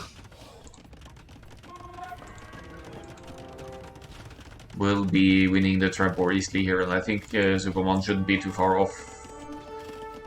Well, he's investing into light cab still though, so that's going to delay his up time unless he has a market to just simply buy some food and get up here. Oh, Vodsok, did you find any videos of me playing? It should be mostly newspaper articles and that kind of stuff, I think. Alright.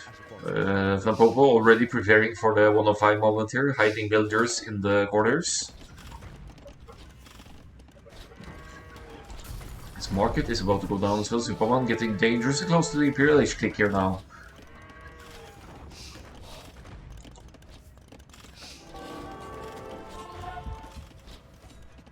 Yeah, it's total consistent pressure from Zupamann forward here now. He's really putting Flempopo in a bad spot here. Did break the walls. If he has some light cab to raid now, it will be the moment to run in and kill as many villagers as possible. Flempopo falling behind in villagers as well. Zupamann is with 1, 2, 3, 4 TCs and producing out of 3 of them while going to the Imperial Age as suspected. I think once Zupamann reaches Imperial Age here, that could be the GG moment for Flempopo, because Flempopo will have a real struggle to work against Trebs here, considering his current position being missing lots of gold for the Imperial Age click yet.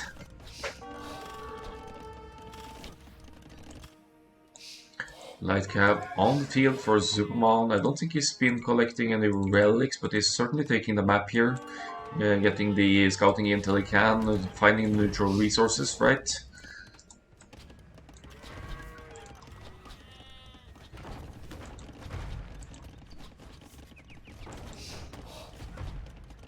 And Zupamann doesn't like farmers, so he wants to get rid of this middle.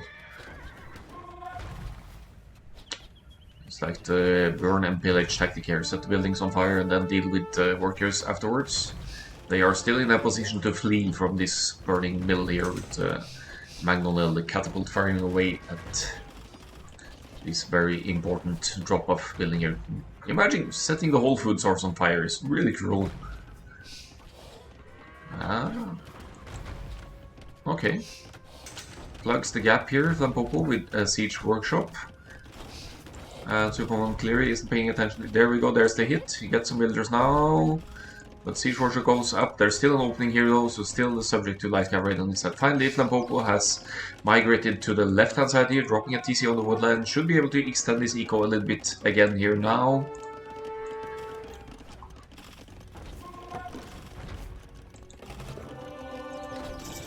There's the Imperial Age Janissaries coming in the mix for Zupamann now. So it's going to be kind of a gunpowder war here with organ guns against Janissaries here.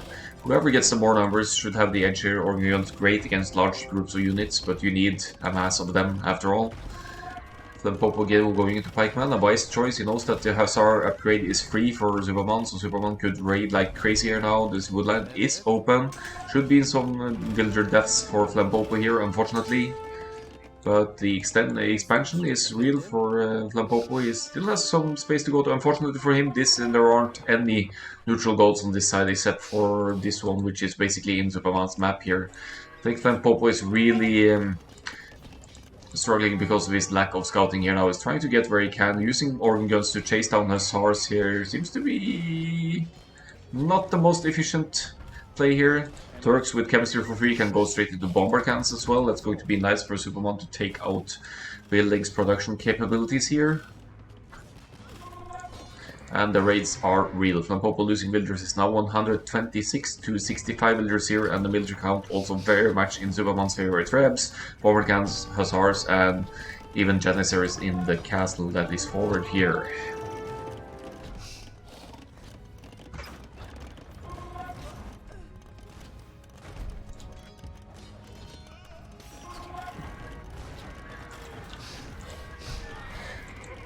Yeah, Flempopo not really committing to repairs on these castles, sending some builders now maybe to repair, or does he just admit forfeit for this one?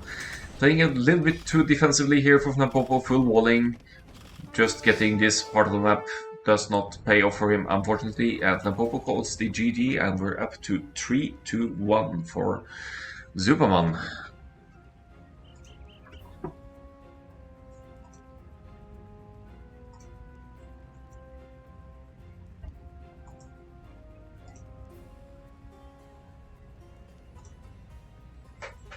So quickly get the stats before we move on here.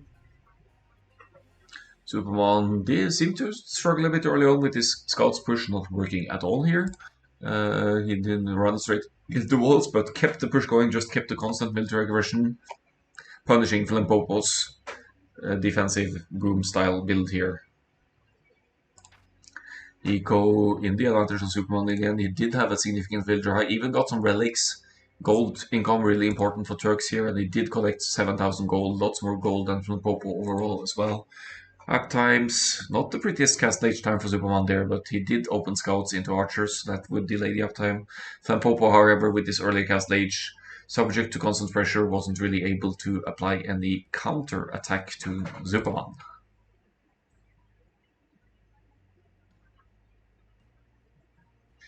So let's move into the next one.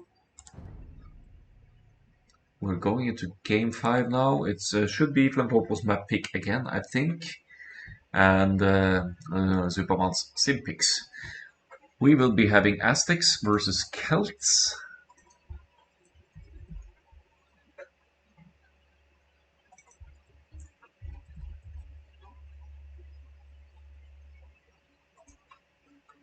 And the map is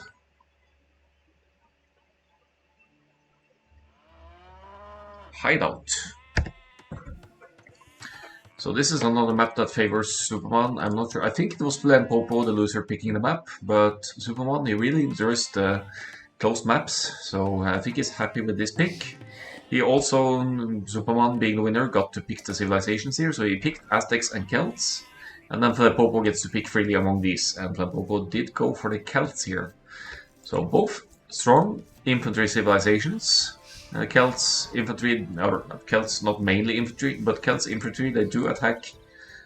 They move faster, not attack faster, but they move faster. So in the early game, if you run into some rush or men-at-arms kind of play, your infantry will be able to outrun the opponent. But Celts' main bonus, lumberjacks and siege weapons. Siege fires faster, that's something you could really exploit on Hideout. If you get the forward siege workshop up and get some mangonels out, it could be really tough for your opponent to defend against it. Zupamann with less than stellar start here forgets to complete his second house here, so I hope he will address that soon enough, otherwise he will get housed early on here. But already on the lookout for a little bit of, wants to maybe find his opponent early on just to know if there's going to be any early aggression from the close distance. But they're on different sides on the maps here, so I don't think we'll be seeing any early aggression. Celts, or both Sibs, actually could go men-at-arms and towers on Hideout. It's not unheard of. But I still think that the most common play for these closed or semi-closed maps are just relying on quick walls behind the walls and then just pull off a fast castle and use the Castle Age power spike.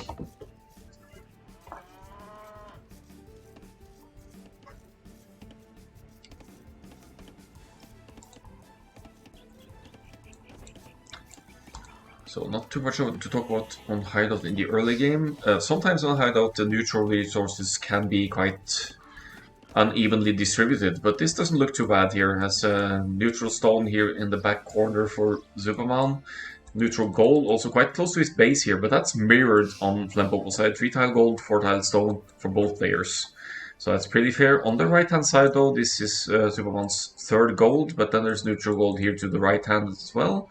But on Flempopo's side, there's one on the left side. So this is one of the more balanced maps I've seen on Hideout. You're actually even going to not gain much from trying to wall off either of the sides here, because there will be resources to fight for on both sides here if it comes to that.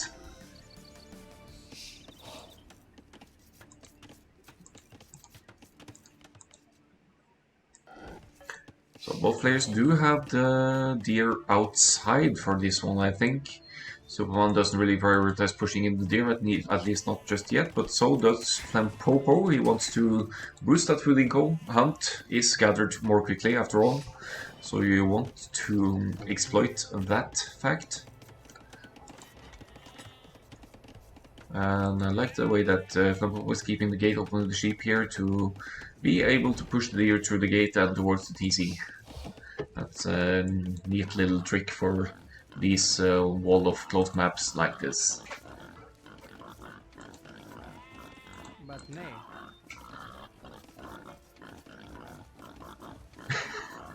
Just a little merry-go-round under the TC here for Zupamann. Wants to make sure that previous boar is eaten up completely before taking the next one, and he actually does so without barely losing any HP on the hunter. I love that move there. Didn't even garrison, just ran around in circles and then finally gets to the second boar without any DK on the previous one.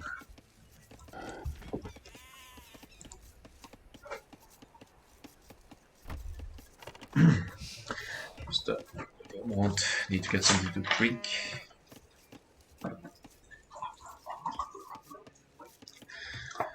So if I'm going to theorize here, I think the Celts play for this one is going for the siege. Infantry, you will lose to Aztecs in the Castle Age onwards, because the Aztecs have Garland Wars for their infantry. Actually, that's Imperial Age, never mind, but that's +4 infantry attack in the Imperial Age.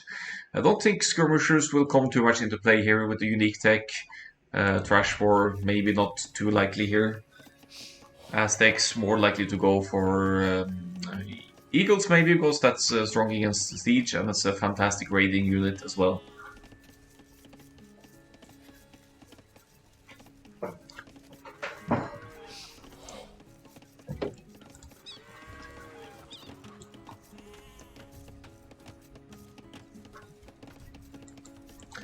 Little bit of idle time for Flempopo in his home base now. He probably has run into something he needs to attend to here. Does sort out the idols, but in exchange is falling back slightly in villagers here.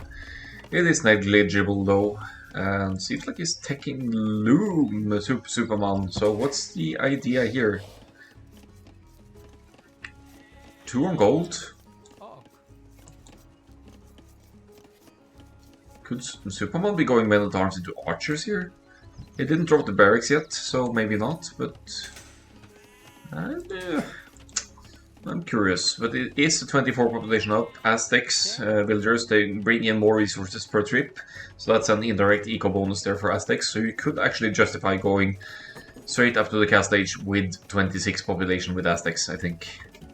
2 on gold, some on only 3 on berries actually, and then using the sheep here, but only 6 on wood. Flempopo, again, like on the arena game earlier, committing a little bit more to the Dark Age. Oh, Light Corbo is in the chat. Hello, Mr. Light Corbo. Appreciate you stopping by again. Was a nice little cast we had yesterday for the champion of Drushina.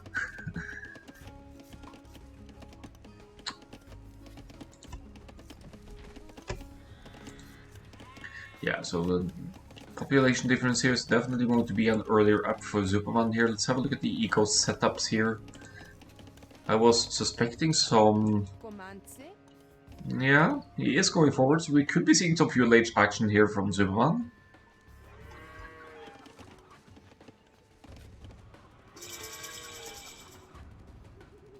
Interesting.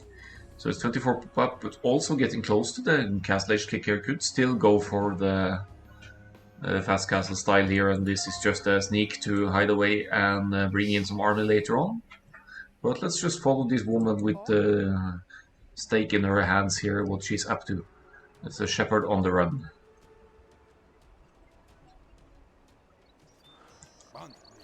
Oh, and it's a counter sneak, apparently. Both players with sneak villagers here with their scouts standing by. It's going to be a house for now for Zupamann. And going up to the cast stage, of course. Probably the case for Flempopo as well, getting very close to that cast stage kick. Both players sneaking villagers forward. None of the players realizing the sneak. Flempopo sees the scout here, but that's about it. Zupamann also has no idea whatever is going on this side. Uh-oh. Bear. Take the hill. Woman. There we go.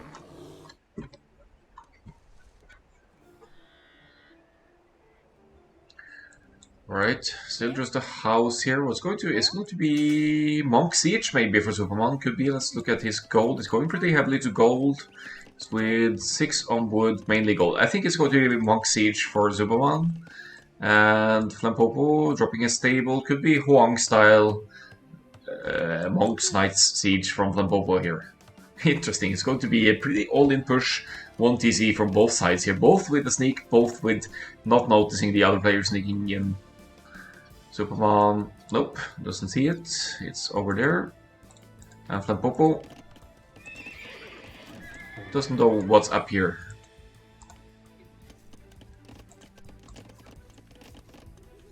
So who is going to have the better push here? You can see for Flempopo, one great defense against a Monk Siege push, that would be having a defensive castle, but Flempopo hasn't gone to stone at all, and his stone is also forward, so he's going to struggle to get the castle up. In Zupamann's case, he has the stone more in the back. This is not subject to any castle or siege fire from this distance, so Zupamann could still access his stone, maybe wall it out, and then finally get the defensive castle up if needed. Here's the stable for Flempopo in the corner here. Is only 50% cast age though, while Zupamann is dropping the Monastery and Siege Workshop here on the left-hand side, on Flempopo's side.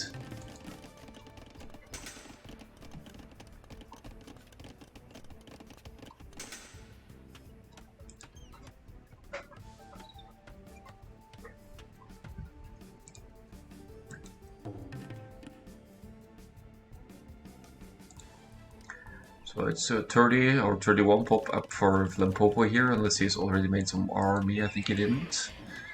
Zupamann producing monks now. He's with 2 military now. That's a scout and a monk, and he's taking horse colors just now.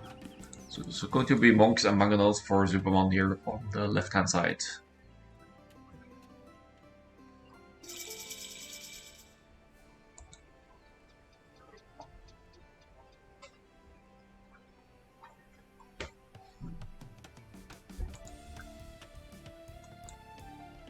Kid. Valgre.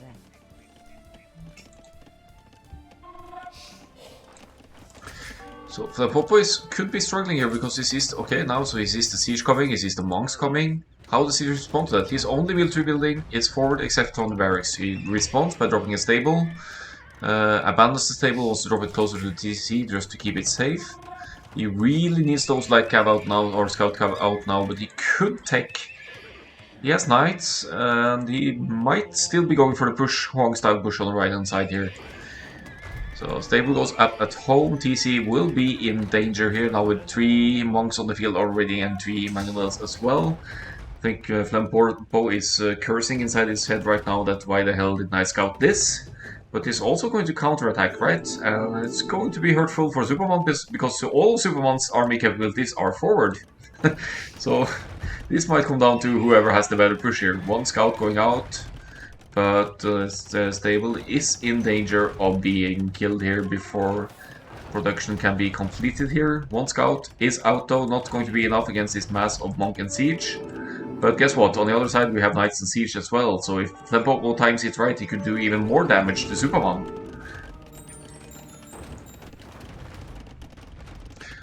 So the conversion is in. What did he convert? He actually converted the scout here.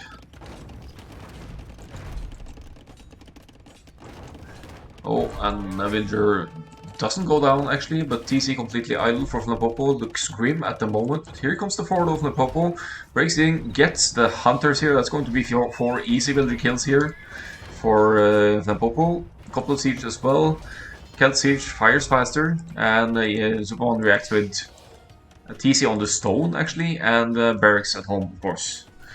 So messy indeed, yeah. Full mess on both sides. Well, it looks like Flempopo is going to struggle the most here because it doesn't really have any means to counter. Here comes the scout though, and he is going to still going to deal serious damage at Zupamann's side because the monastery is all the way up here for Zupamann. He doesn't have any easy means to convert knights here.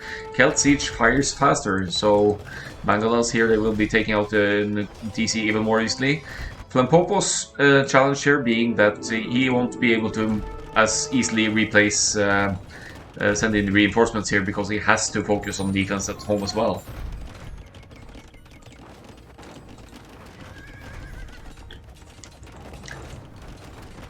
Let's see here, knights and scouts for Flempopo here on Zupamann's side. Zupamann with a couple of TCs will provide defense, of course. But will it be enough? Monk here trying to convert villager and dropping a stone. It's going to be a base trade here, I think. Flempopo going for the TC on Zupamann's stones and golds here. Eagle scout out, but the knight deals with that for Flempopo. Let's look at his home base again. He's defending decently here now. Saves the TC just barely here from the 3 mangonels. But really needs even more. Oh, nice. Gets a monk kill here. Great defense from Flempopo. Scores pretty even now. But villagers actually looking worse for Zupamann here. TC might finally go down. It's just 1 more shot from the mangonels here, and it's fine. Villagers chasing the mangonels here now, and scout cav coming in as well. There is a spear here though. That's going to be a problem for Flempopo here. Oh, where did we look on this match? There's so much happening on both sides here. 3 Celts, mangonels going forward. They're certainly going to deal with this TC once this knight is dealt with. That's actually a converted knight from... Yeah, the Zupamann probably brought in monks over to this side or found some knights on the other side to deal with. TC looks to be going down. Monk going for a reconversion here. There we go, actually gets it. But this knight could die from a villager hit. That's kind of funny. And Mangalon should be focusing the villagers. Nice hit. And villager counts even for the 2 players now, with both players being seriously on the offensive here. Knight will try to pick off the monk here. Probably won't do it in time. Oh, nice. Picks off with the knight. And TC stays alive at 90. 90 HP here. Incredible. So, both players probably not with the prettiest ecos ever, both floating lots of wood, but with the markets. They could use market adjustments here. Who is the better one?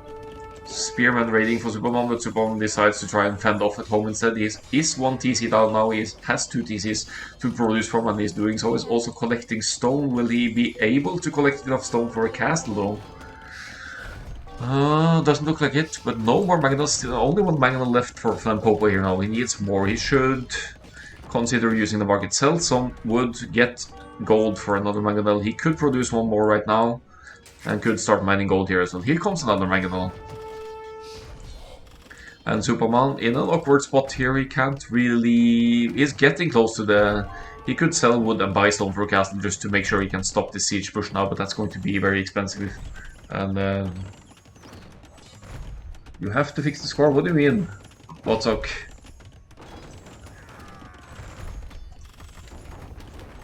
Oh. Well, it says 3-1 on my screen. I don't know what to do.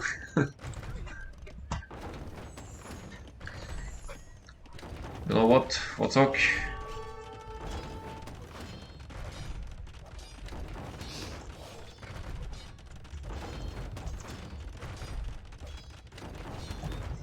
Can I make you score command? What's up? Castle going up for Superman here. Flempopo isn't paying attention. He has two mangonels. He could kill, at the very least, kill a lot of villagers here. I think you need to refresh the sites or something to show the score. What's up? Oh, it's a pity that Flempopo isn't paying attention here. He could easily... Well, if he couldn't deny this castle, he could at least kill many villagers here, but he's focused on the TC. He's probably focused on defense at home as well. A monk barely makes it alive here. 26 to 32 now overall. Alright, you refreshed them now, is it? Nice. Yeah, Mangonel's going down to Castle Fire here. Zupamann gets the defensive castle up. I think that is a mistake by Flempopo not addressing the stone here, hitting this TC instead, and last but not least, not focusing on the castle. But he did force a defensive castle. He did force a defensive castle from Zupamann, so that's going to take its toll on Zupamann's eco here. But Flempopo's eco looking a bit better, but not too lovely here. He could still hit this TC with Mangonels and Knights, because that's without fletching and Bodkin arrow. It's a bit far away from the castle if he places the Mangonel correctly in this corner or something.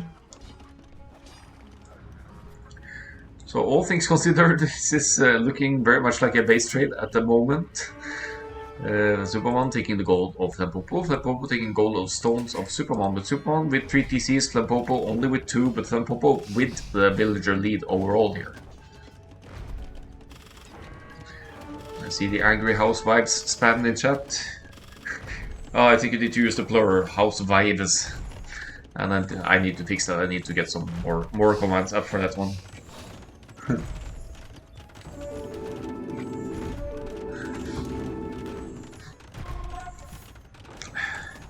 So that's my friend AOC Alcolmer's fantastic turn. Flempopo not addressing the villagers here, but TC being garrisoned.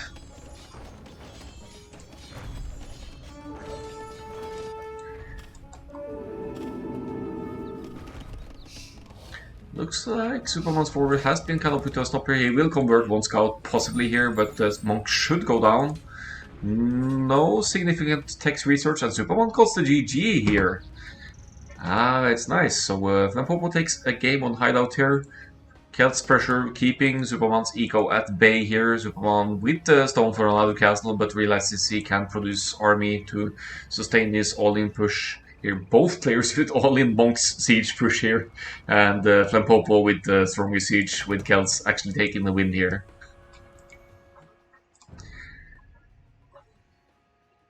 So let's see here. Brief look at the stats before we go into the next one here.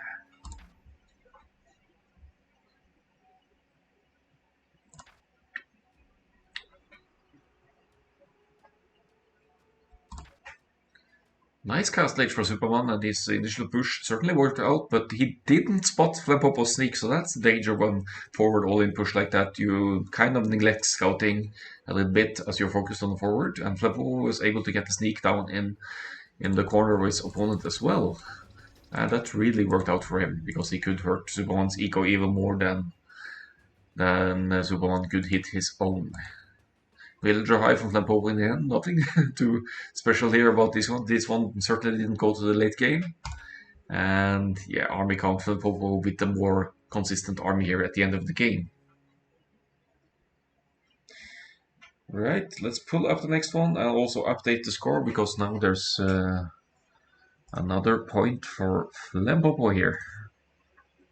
Easy win. There we go. So next game is going to be again a map involving water. Flempopo with the Magyars for this one. And Zupamann with the Burmese. So here's the thing, the loser gets to pick the map. So Zupamann here picks Baltic as his map, but Flempopo, the winner, gets to pick two civs that are to be played. And Flempopo picked Magyars and Burmese. Then again, the loser gets to pick the civ he likes to play, and Zupamann picked Burmese for this one.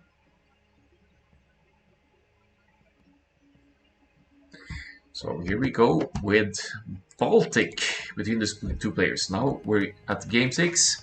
This is Zupamann's map pick, and Zupamann got two civs to choose from Flempopo here. And out of these two, Zupamann chooses Burmese. You really don't see Burmese this often for maps like these. So it's kind of wacky civs for these Magyars. I'd say they have more options. They probably have Bracer as well, being a Cabotre civ. But Burmese, really not the water civ. Actually, I have Bracer though, so it helps out a little bit. Water Tech 3. Don't get Fast Fire Ship, don't get Heavy Demo in the Imperial Age. Do get Cannon Galleon and Elite Cannon Galleon though, but they're not really civ you see too commonly on water. So I think we're going to see land battles more than water battles for this film, but I might be proven wrong. So let's see how this turns out.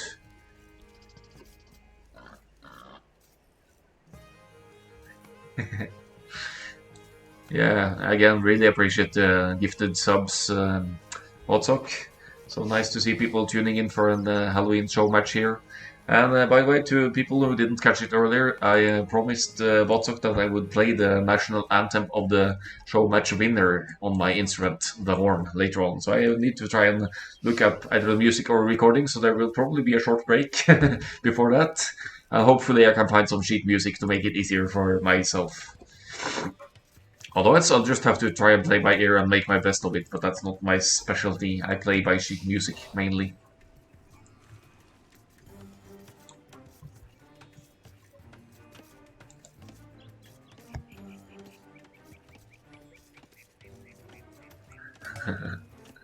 Vi begynner å få litt dårlig tid på laptop. Nei da, det går fint. Det går fint. We're fine. Okay, so Baltic, you see this huge lake in the middle here? That's something you really want to contest, because this fish, there's so much as thousands of free food in fish here. Fishing ships cost wood, so you spend wood going to fishing ship, but you get lots of food in return, not like farms which you need to replenish all the time, costing 60 wood. If you make a fishing ship and go for the fish here, you have so much food for the investment of wood made here. There is crossings on both sides here, but they're pretty narrow, so you could wall towards the wood lines on either side here and just make it tougher to pass through for any land aggression here.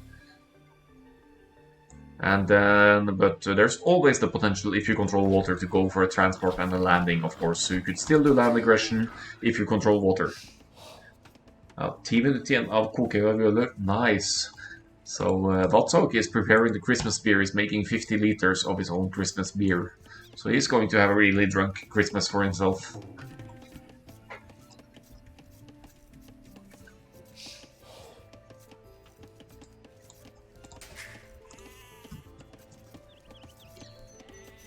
So villager count consistent for both players here. We see Flempopo now dropping the dock with my guards here, and Zupamann doing the same. It should be going up at roughly the same time here. Flempopo just tiny little bit behind here. Nothing too significant. I'd say Flempopo, if the sides aren't wall up here, I really favor Flempopo here because he could go for men-at-arms or scouts and get forging for free. That is one extra +1 attack for free in the Feudal Age, which could be exploited to get some real nice villager snipes. But I think the main focus early on will still be on water fighting. Both players probably going up at maybe 22, 23 population, something like that.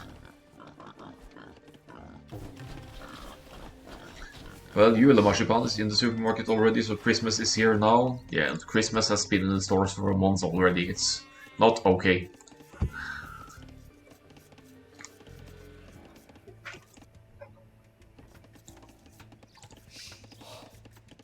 So pretty consistent villager production from both players here. Fishing ship is out for both players. So it means they're completely even in eco management here.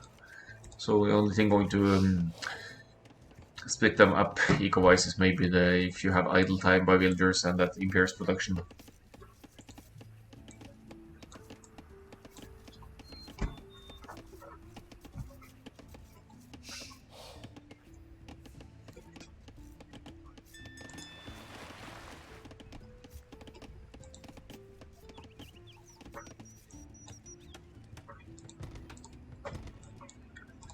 Three, about to be 4 fish for Flempopo here. It looks like the Zupamann is sticking with 3 for the moment.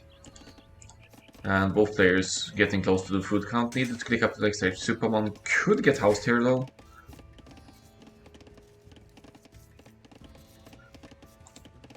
No, Zupamann completely idle, just idling to get to the village. So maybe not a big deal here. Oh, this is some interesting bug, this villager just dancing back and forth here. Doesn't want to work. She's on a walk slowly strike right here. If that's even a term in English.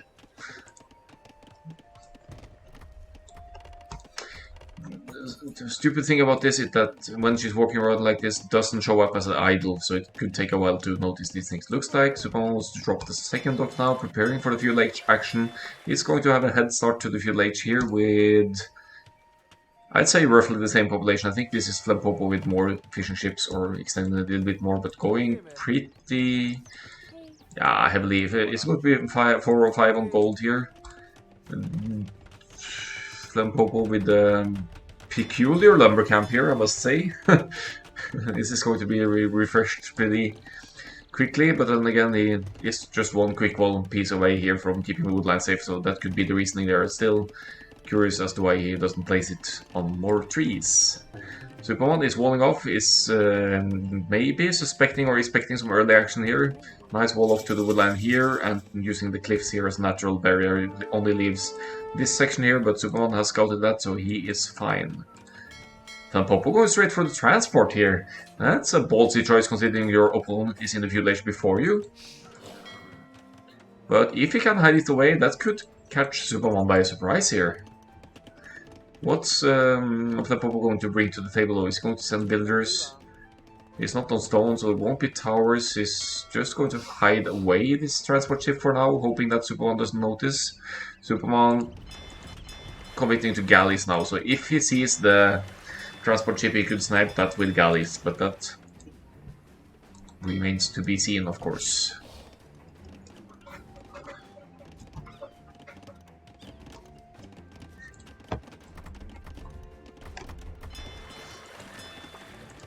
Population lead for Flempopo here. He's with 30 villagers overall. What's the actual villager count now? 25 for Zupamann, 25 for Flempopo, so that's the fishing ship count, making the difference for Flempopo. Problem is, he does not have any army presence on water at all. He doesn't care about water, it seems. So he is going to lose his fish eco here. Transport ship being noticed by Zupamann. He attacks it, of course. Ha! I see you. I see what you're doing here.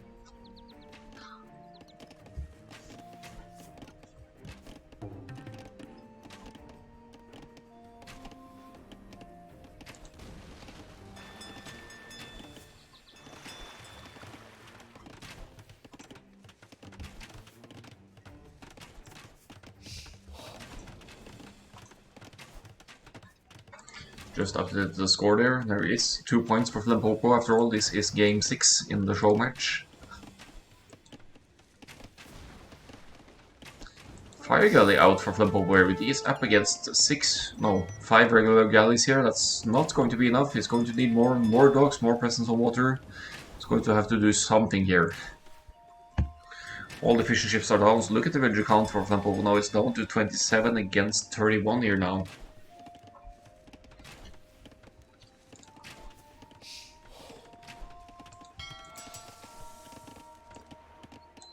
It's 3 docks for Zupamann. He has limited the galley production wisely enough here. He knows that his opponent only has 1 dock at the moment. It's about to be 2. Just completed the second dock for Flempopo here. So he could be looking to try to get back on water here, but he might lose this dock and he will need to be very patient in his army production to catch up with the numbers Zupamann has at the moment. Looking at the ecos, Flempopo and Zupamann both with pretty little food here overall. Flempopo now going into the farms, realizing he's lost his fish eco here. So he needs to compensate for that, and that's going to hurt his castle age timing. It's down in score, but I think this is scouting playing in as well. Zupamann with lots of scouting intel on water, and with a 6-1 KD. Nice little demo there from Flempopo. Gets a kill, even though it's 1-for-1. It's still an RB trade, so I'm sure he's happy about that. None of the players even close to the next age, and here comes a transport ship from Flempopo. Incredible. He's transporting villagers and 3 archers over. Where's the range? There's the range.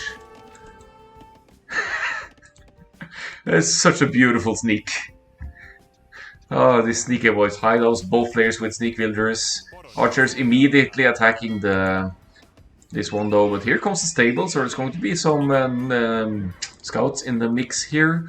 Zupamann has to withdraw. He only has a barracks on land, so he needs to drop some defenses here. The tower's going up, but that's not really going to be enough against scouts here from Flempopo. So Flempopo might really be able to gain some real good damage on land here now. As his docks go down, he's not really committing to water play at all.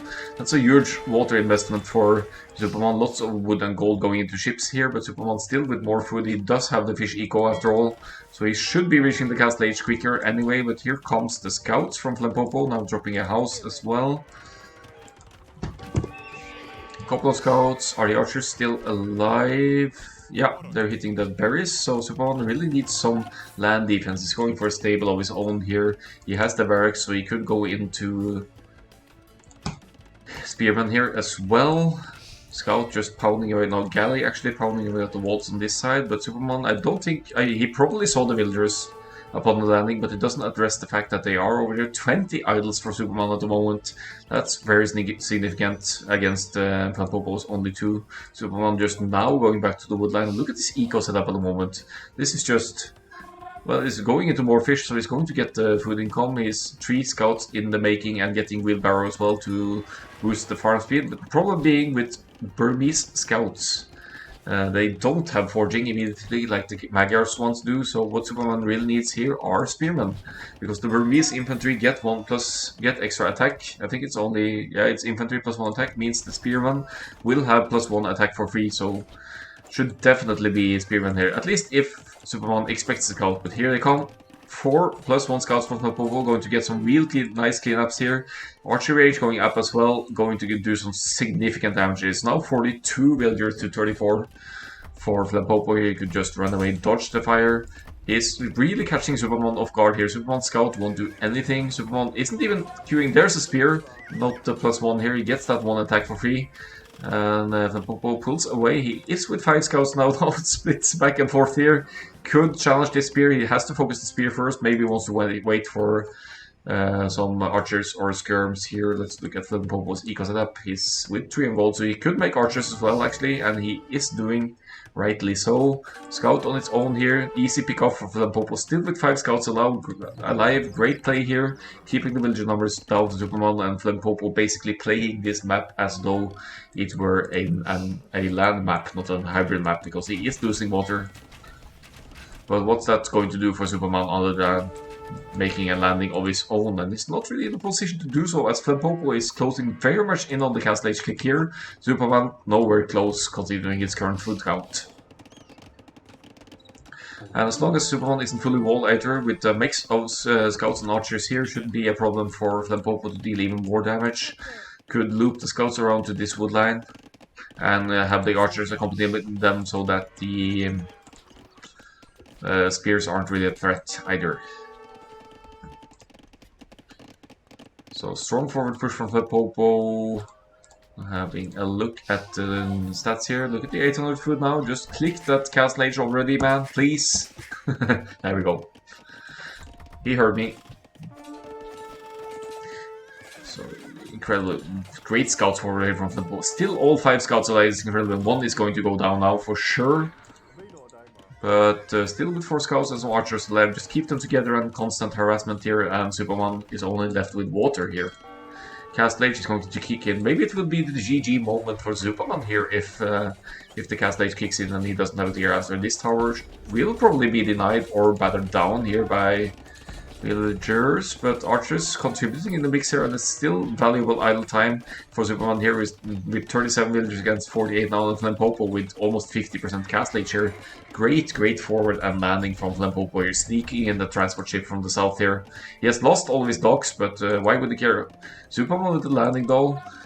Brings in scouts as well, and still I'm surprised not to see a barracks here, because if he went for village alignment at arms instead, he would have such more powerful combination here, considering that a lot of Flempopo's army is forward.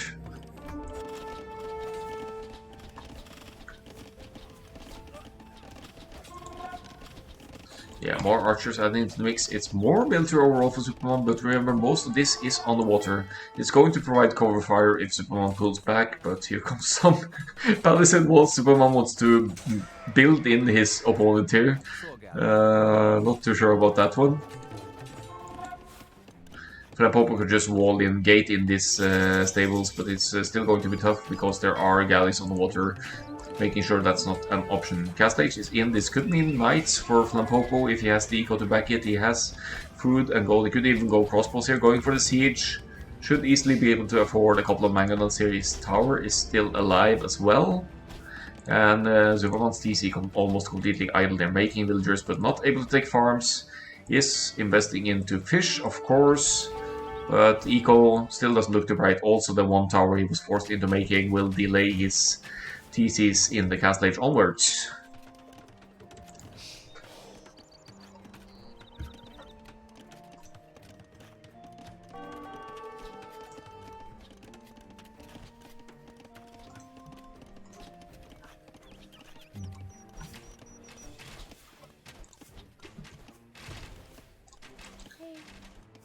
Gallic's doing work here, but looks like Flempopo is dodging it. What's his plan here? Does he have a stone for a castle or something? Or nah, it's just extending nicely outside of the shoreline here to a neutral gold and woodline here, while sustaining his forward with knights and archers. Could maybe become crossbows at some point. Knights, now with +2, remember, it's Castle Age, so should still be getting some great pickups here. Zupamann with 41 villagers, really struggling to keep up here. Knights missing armor though, missing the +2 armor, so TC Fire is a threat here. Almost saves it, but 1 knight goes down, but here comes a battering ram. The villagers will have to address that. But archers will be firing at the villagers. Ram will be going down, but still this is so much idle time for Zupamann with 20, almost 20 idles now going up to the Castle Age. Could get some more range on the galleys then, get into war galley or even make some forward elephants, but from the looks of things, Flempopo with a slight score lead here, but with so much idle time lost, huge villager lead, and showing in the economy here. Scouts, more scouts for Zupamann, going to try to be more annoying here as he can, but there's a stable for Flempopo at home as well, and he did extend to this area as well, something that Zupamann has noticed with his scouts here.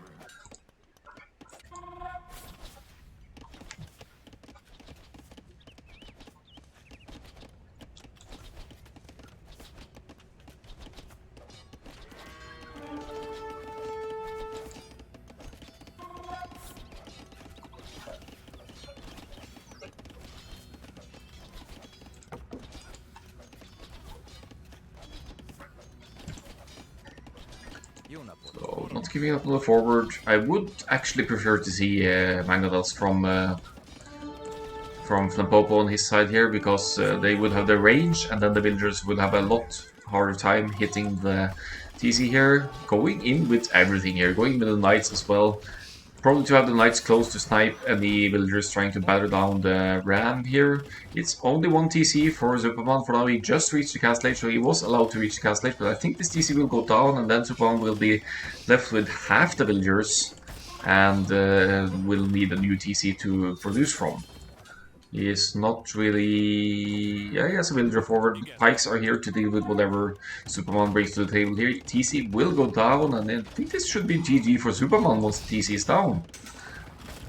I mean, his eco isn't completely lost here, but he's lacking stone for a TC as well, so he needs to mine stone. The stone is over here, he can't access that. The other one is over here. That is accessible though, but still you need TC and villagers.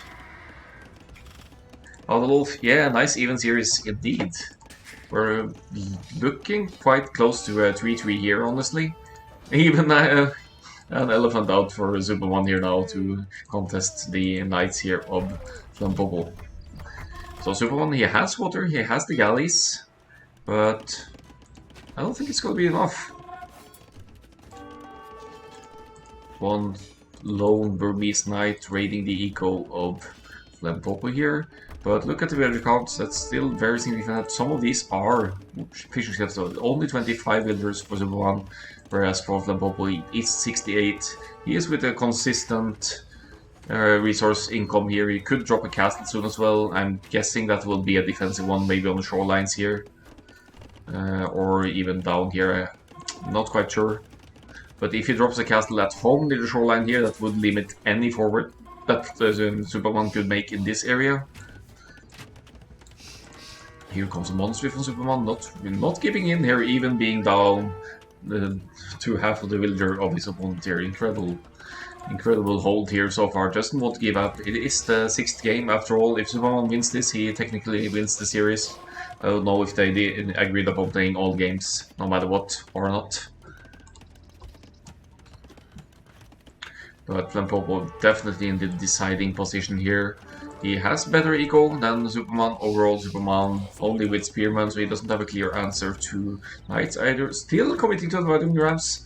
Flempopo really wants to see this TC dead. Zupamann going to stone now. He has the wood, I believe, for TC. He was only missing the stone. Did he place a new one somewhere? No, this is the only TC.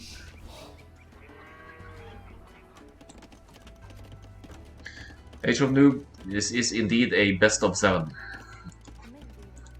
So this is potentially the deciding game for Zupamann here.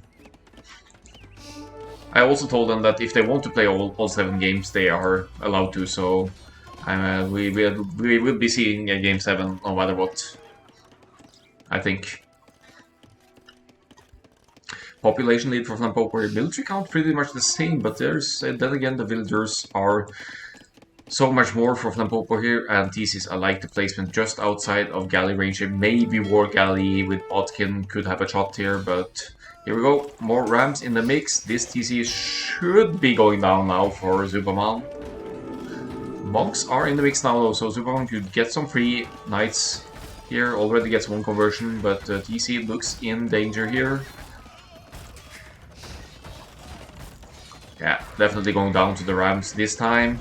Knights free to roam around and kill more villagers now, and Zupamann is going to lose villagers like crazy here and takes the win with Magyars on Baltic.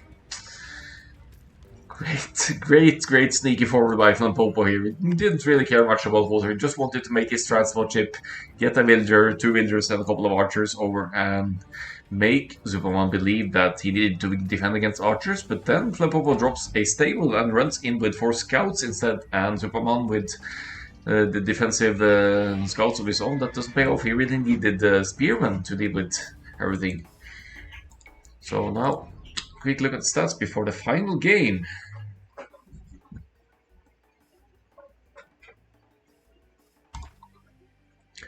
So KD in favor of Flempopo here, did lose quite a few units as well, though. Largest army, have to remember that a lot of this was on water for Zupamann.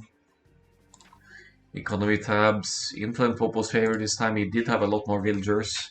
He did lose his initial 4 or 5 fusion ships, but then turned it into a land map play, which makes sense with Magyars, I guess.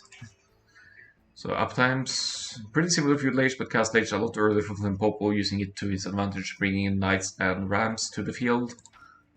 And yeah, looking at the army tabs, this is lots of ships in the mix for Zupamann, so he didn't really have enough presence on land to contest what Flempopo was doing. Alright, so let's bring up the final game. So the score has been reverse sweep almost for Flempopo here now. It's going to be 3-3. And last game is another Necropolis Grail map. It's Necro Danube. And let's get the civs up here for the players on the overlay. Flempopo with Spanish for this one. Not going to be any archers from him this game, and Zupamann with the Persians.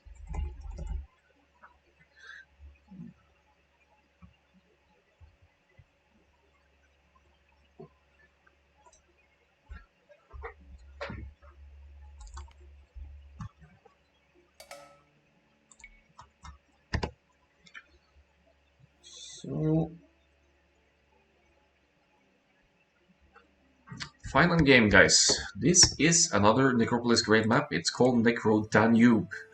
So it should be very similar to Highlands, right? I do think that this crossing here is a bit thicker than on Highlands.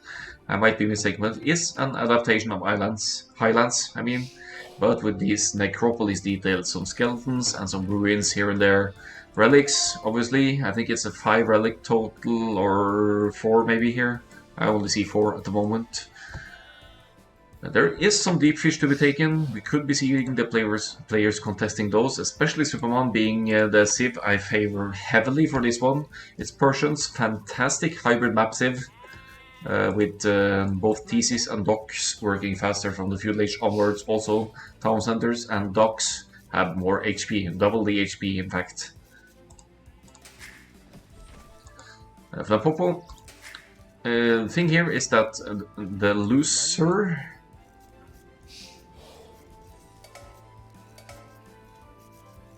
Now I'm confusing things here, but I think it was the loser picks the map, but the winner picks 2 civs to be played.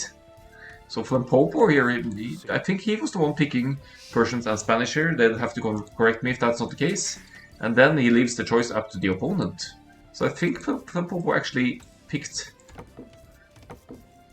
Spanish for these ones. Maybe he has some Spanish shenanigans prepared there. He does have a nice backstone here to get to castles and eventually conquistadors. Very nice mobile unit in Castle Age, which could be used for raids, but you're up against Persians.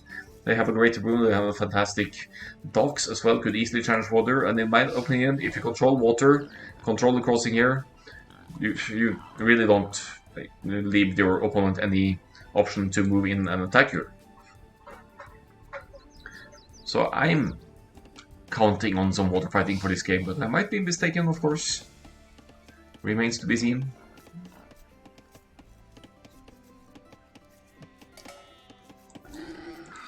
So win counts pretty even for both players at this stage in the game, so they're producing consistently out of their TCs, not getting housed just yet. A little bit of idle time for Flempopo here, bringing in the boar. He didn't accidentally kill his sheep, so that's good news for him. Saves that food for later. I think there might even be some... Yeah, there's some... That's another addition to this map extra. It's twice the amount of wolves on this map, so you don't easily go down to dock, especially not with an unloomed villager, so you have to pay attention to that. I'm not sure if the players are aware. And Flempopo, he wants to play this like a land map again, I think, more than a hybrid map, so he's actually already preemptively walling some sections here. This goal is on a hill. It's of course easily secured for Flempopo if he can get to a castle up on this hill. That would be great defense on the hill. But if Zupamann gets here first, that's going to be a pain for Flempopo to handle with his town center down in a gap or a valley like this. Bringing in the boar from uphill, always dangerous, but manages to run down to the ground before anything happens. I think there are some extra sheep on this map as well that Flempopo is bringing in, so that's going to boost his food income nicely here.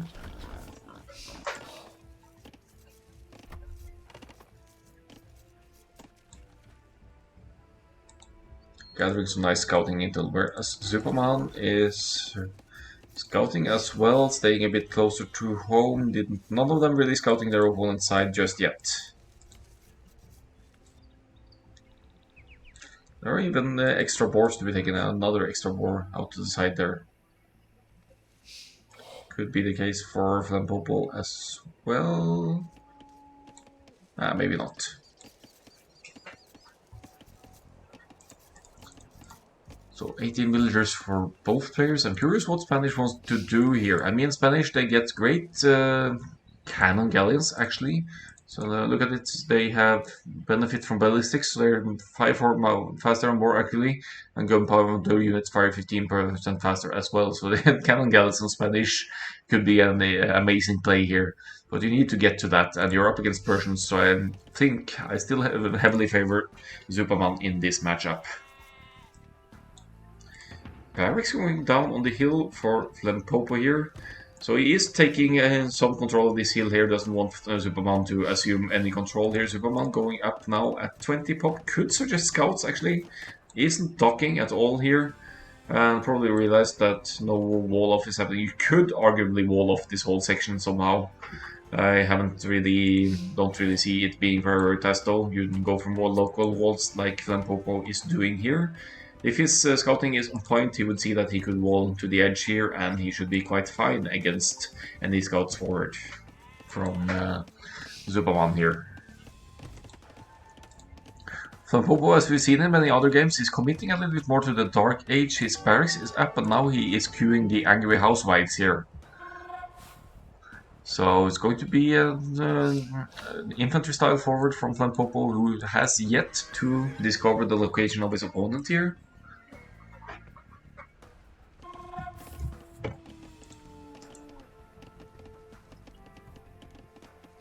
Nice little dodge there. None of the scouts really wanting to fight, just chickening out, both of them. Zupamann immediately tries to go for a heal here, so he wants to exploit that heal bonus while Flempopo is chasing. Gets the first hit. Not with heal bonus, but here he continues with the heal bonus, and this should be Zupamann's fight to win easily unless Flempopo backs off here. Flempopo not paying attention here, loses his initial scout, and has no idea where Zupamann is, although he must be expecting his on the other side here. Angry Housewives now moving forward. Unfortunately for them, the wolves are hungry for some meat and will be taking some heavy hits here. But bringing in 3 wolves into the enemy space, maybe not worst forward either. As opposed to Flempopo, Zupamann isn't walled at home. He's dropped the stable, not started production yet. Flempopo completely idled at the moment. I think yeah. Got a little bit lucky here, runs straight into the base, brings in the wolves here, and will probably go for the berries here. Taking a little bit of shots from the TC. Could risk losing 1 villager here, Zupamann. I think 1 will go down. Wolves helping out as well, of course. That's 1 kill. Great drush from Flempopo already. And now going up to the field age with 28 pops. So it's drush fast castle from Flempopo here. Will be picking off 1 scout, although losing... No, still keeping the drush alive, and now going to hit the woodline here. Causing some nice idle time on Zupamann here.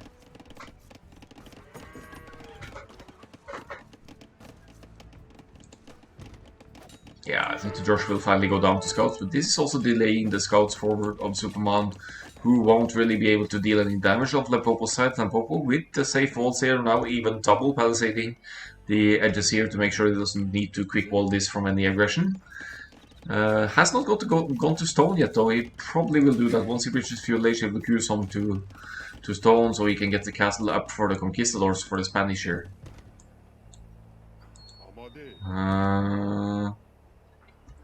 Right, Zupamann with the skirms. I see that he's probably expecting conquistadors to come out later. That's why he's going into skirmishers already. Skirmishers, of course, have some range as well. Could maybe force Flempopo a bit of food here, but Flempopo with a nice setup here is missing. A little bit of gold, of course, and the food as well is with 4 farms now. Will be dropping some more and also dropping the necessary buildings to go up.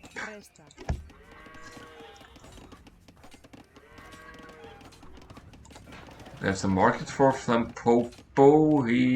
And here's the blacksmith on the other side. Spanish villagers build faster as well.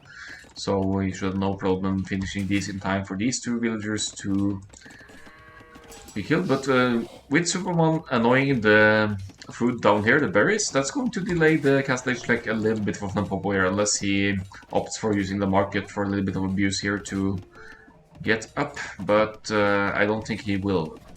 So Flempopo might as well just commit to another villager before going up here, I think, because he's going to be missing food for a little while longer now with relying on the 9 farms to bring in the food he needs. Also forced into a panic defensive tower here against just a few skirms and scouts here for Zupamann. So that's great value for Zupamann here. I'm still surprised to see none of the players docking, because the water controlling this crossing is just omega great with the right kind of water control. It effectively negates anything your opponent can send forward if he controls the water, because if they can't cross or transport over, you're finished. But these guys wants to play this as a land map, and I appreciate that. Going for the land aggression, and Flempopo already preemptively walling behind there, walling out his gold on the hill here, but he could castle this easily later on. So Flempopo just playing it patiently here. Realizes that he can't quick wall behind here, so now he's dropping some stone walls and houses here instead, going to be better safe than sorry here and staying in his own corner again. This is something Zupamann could do just like he did on Tutoborg. He could punish this kind of defensive booming that Flempopo is doing. Problem being, Flempopo will be clicking the cast stage any moment now. He's getting Loom. So he was missing Loom earlier, actually. That's kind of a big deal. Zupamann, meanwhile, not exactly close to the cast stage click. He's missing 300 food and to 100 gold here. And he's been investing into some food-heavy army here in the skirmishers. On the other hand, he's going to be ready to deal with conquistadors once Flempopo can get this castle up. So that's not the worst commitment to make in the feudal age here for the Persians player.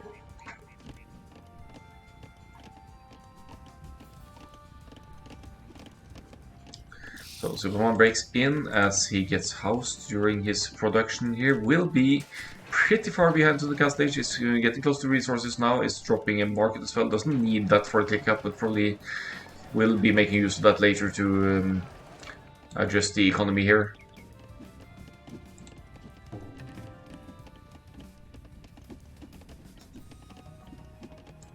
Yeah, annoying skirmishers for sure. Completely unupgraded as well. And I wonder where Flempopo's castle placement is going to be. He is now with 430 stone. He is approaching castle age, but he's yeah, still a while to go until he can drop the castle, unless he wants to invest some gold into buying it just to get it up. He's preparing the stable now, wants some scouts, maybe even light cav on the field to deal with these very unupgraded skirmishers here. Is Zupamann reacting to this? He's dropping a blacksmith. He has a stable, so he could add camels against the opponent's defensive measures, because camels would counter both conquistadors and knights and scouts or light cav up close, actually. Flempopo now only missing a little bit of stone to drop the castle. He's been 9 on stone total here. Is he going to protect the stone maybe to make sure he has enough for 2 castles here? I think he's going to try and drop it somewhere close to the hill here. Yeah, exactly. He's going to reclaim his hill here with golds. Now deletes the wall here, brings in just 1 knight. That's more than enough. Even without upgrades, these knights should easily be able to deal with the skirmishers here. Another knight comes forward as well. So it's going to be actually both knights and conquistadors for Flempopo, as Zupamann is taking some upgrades for his knight line here. He's going to go into camels of his own, and he will be getting bloodlines, something that Flempopo hasn't yet prioritized. He's going for army numbers rather than HP upgrades here, but he chases down the skirmishers of Zupamann. Means that skirmishers are no longer a threat for the conquistadors. Zupamann will have to go camels and skirmishers, for example, to deal with the conquistadors here. Castle is up. Conquistadors will be produced shortly, I suppose. Flempopo now looking to raid. Zupamann not yet completed the walls. A quick gate here could keep the knights out though if Zupamann is aware here. Yeah, I think it's fine. But it's still open on the right-hand side though. So Flempopo keeps going, will probably try and look for an opening, and now Zupamann is going to have trouble walling these knights out. So only 3 knights though, no upgrade, so it's a limit to what they can do here, but they could still raid and be annoying on Zupamann's side here. Yet again bringing in the wolves to attack as well. Such a mean thing of other wolf to do, to add twice the wolves on this map as opposed to the usual highlands, huh? But the wolves chase the knights and not the builder. One builder will definitely go down for Zupamann here. Are there any conquistadors yet? Yeah, a couple of conquistadors in the mix. They could raid the goal on this side. I think no, it's behind the woodlines here, so fine for now. Camels will shred these knights, no problem. Even, yeah, defense upgrade, but anyway, it's the hard counter. It should be no problem at all. But if Flempopo brings the conquistadors in, as he drops another TC as well, conquistadors should be able to handle the camels, as long as you don't let the camels get close to the conquistadors.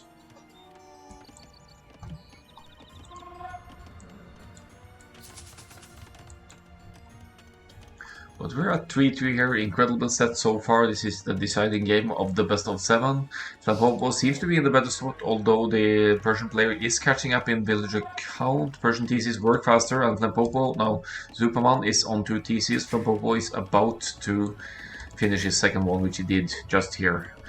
Knights running back towards the base. How many conquistadors? 4 out. That should be enough, especially with the hill bonus behind here. Oh, but has to garrison again to get them out here.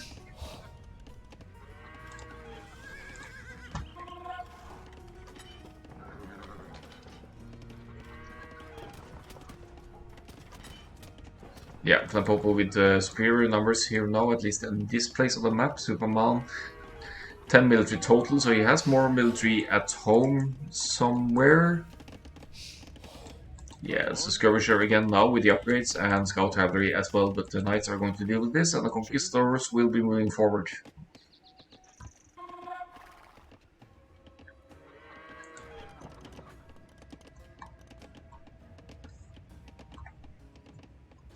Now a total of 7 conquistadors for Flempopo. I don't think he has invested into all of the upgrades just yet.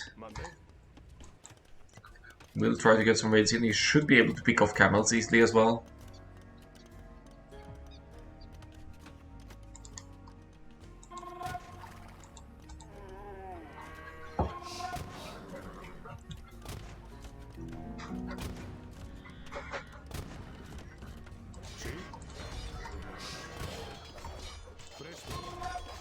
So it's now 6 or so camels, but Flempopo breaks through here and almost one-shots camels with this group of conquistadors. This could be devastating for Zupamann here.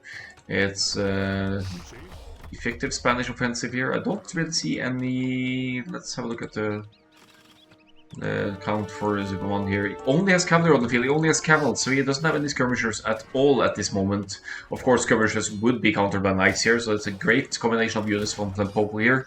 But Zupamann either needs a significantly larger amount of camels here, something he cannot afford, or some skirmishers or something into the mix to do this. Camels will be getting close now though, could get the clean up here, but Flempopo uses the knights as a meat shield here, allows the conquistadors to get some hits in.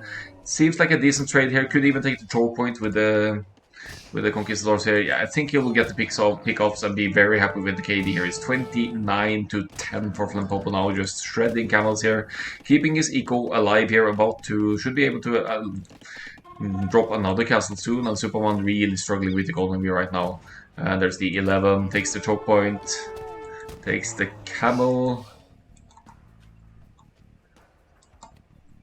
Not too sure about the 11 there, it's probably the lack of counter units here for Zupamann maybe.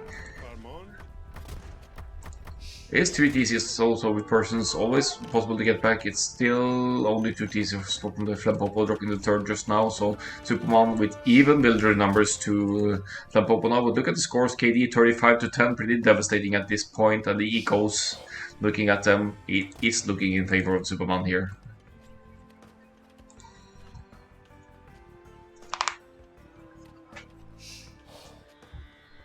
Skirmisher out, but they are going to be one shot here. At this stage, one knight chasing this skirmish, Zupamann going to try for a sneak now. Ah, okay, so the forward villager got chased by wolf. That could have been the 11 moment here.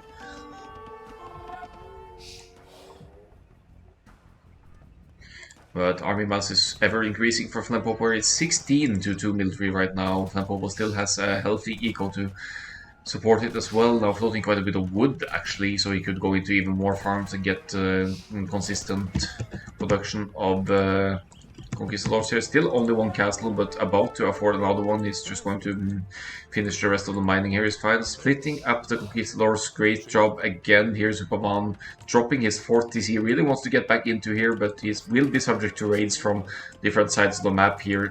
With wow, that is unfortunate. I mean, the conquistadors would just shred this gate anyway, but there were two villagers there staying in the gate, keeping it open, just asking for the conquistadors to enter here. Zupamann, with the superior sim for this matchup, I have to say, is struggling right now. But he is with 4 TCs, he could catch up in villager numbers, he's keeping that consistent, he should actually be spiking up in villager numbers, but he's losing them consistently to conquistadors here, and is still struggling a lot for food, getting idled at multiple places on the map at the time. Trying to flee here for yet another TC, going for the Omega Boom here with Persians. But Flempopo probably will be dropping another castle soon, and I'm assuming that might be a forward one if he does. He's with 720 stone now. I don't see any villagers moving on the map to do so just yet. He's actually taking the hunt now. Well, why not? It's a quick income.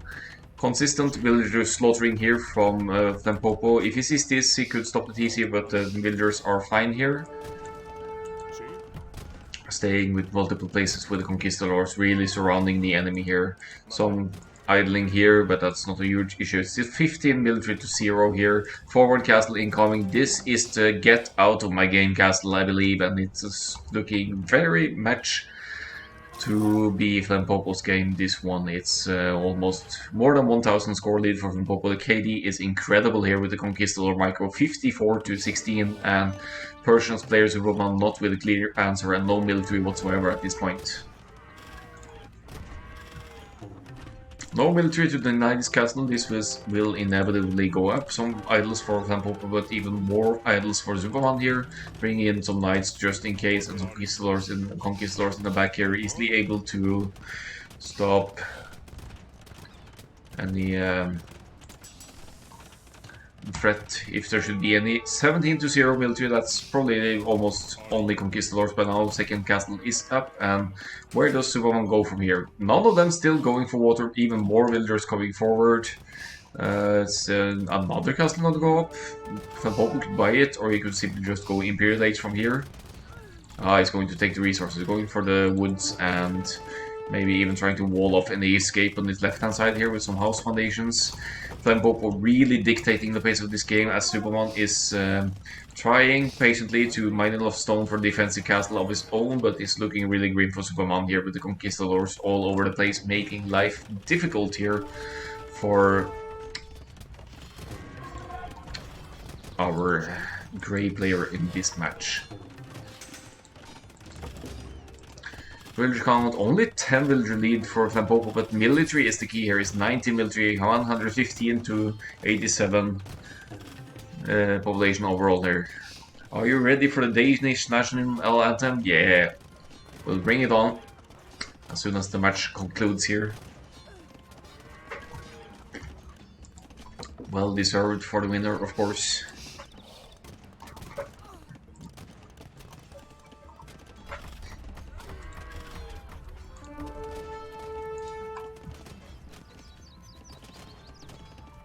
Imperial Age will be kicking in for Flempopo. What is Zupamann's eco looking like? Food eco is stabilizing but constantly harassed. Flempopo not really addressing this side here, but he is with a significant army lead, of course, 20 to 0 still. If Zupamann is able to re-establish the boom, get some gold and food countering, he could yet still do something. Bring him on Discord? Yeah, if he wants to. Flempopo said he will be watching this match drinking beer with his buddies, so he might be drunk already, but would be happy to.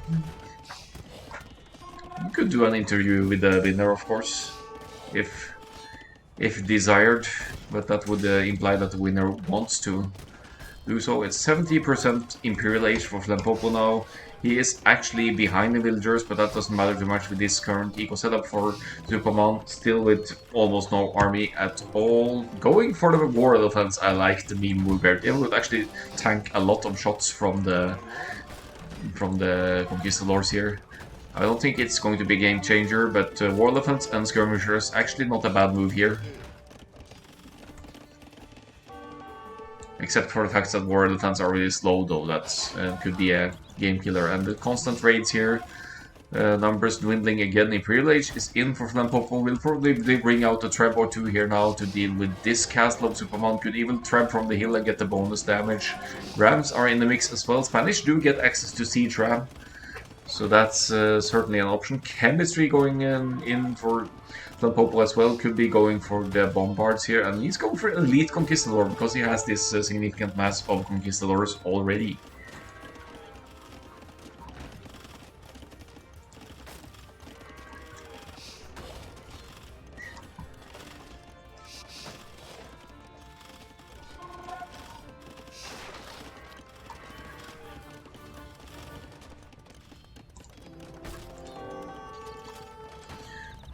Yeah, Flempopo continuously taking back control here. Zupamann still struggling to stabilize eco. He is investing a lot, of course, into skirmishers mainly, but the military number is still 14 to 7. Those are elite conquistadors now. There will be at least capped rams, maybe siege rams on the field. And what is Zupamann's answer to that with mainly skirms here? I think Flempopo is just fine on his side. He would be subject to raids here because the woodlines have been overchopped and stuff.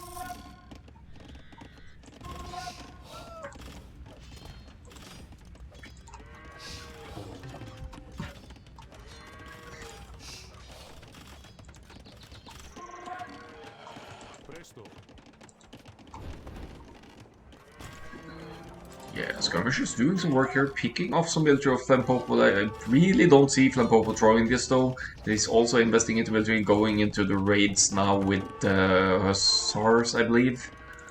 So queuing up multiple stables. What are these monsters? Is he going? Is he going? Is he going missionaries here?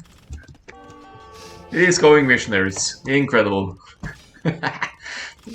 But I think skirmishers would counter missionaries. They are kind of a mounted ranged unit after all. Let's see how that's, if they drop out here, how that's going to work.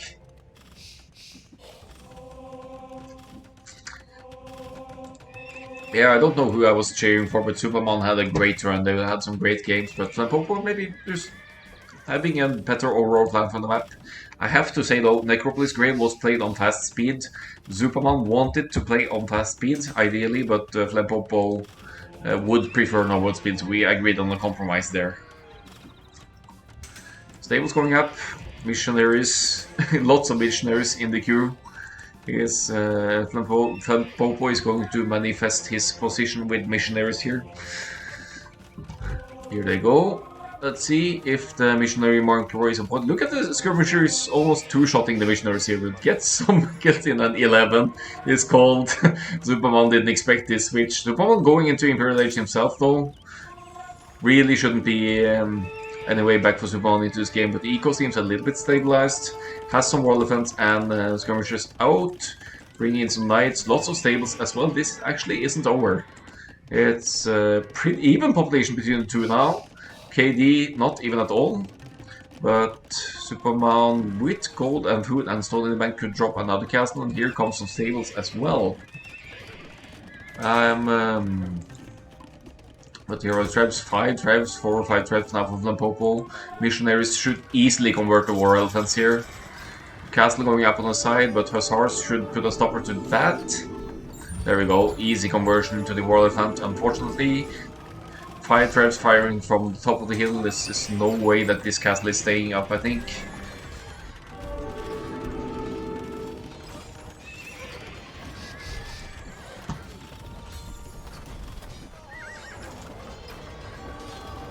Missionaries almost working as meat shields here against the light cap. Light cap, of course, counter them nicely, but the castle is down. I would love to see Flempopo bring some siege rams into the field now just to finish off the rest of the buildings here. But Hussars raids on the right hand side, Trebs on the left hand side, being staying alive. Military 40 to 9 for Flempopo, who's really taking position on the map here and making use of all of the units in the game here. It's beginning to resemble an AI army here, with, miming around with missionaries and the conquistadors and Trebs and Hussars and trade card for Zupamann. Most likely I misclicked, or maybe he wanted to sneaky trade with Flempopo on the other side here, who knows.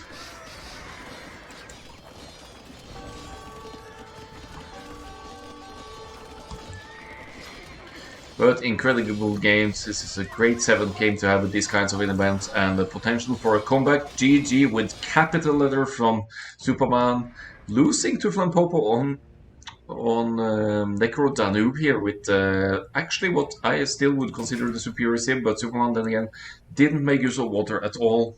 You could deny so much just by holding this crossing with units of water, I think. But neither of the player went for that approach. Look at the castable gap on the side here as well. Power show off from Flempo Warriors everywhere at this point. GG. And as promised, we will have to try and look for some try and look for some sheet music for the Danish national anthem.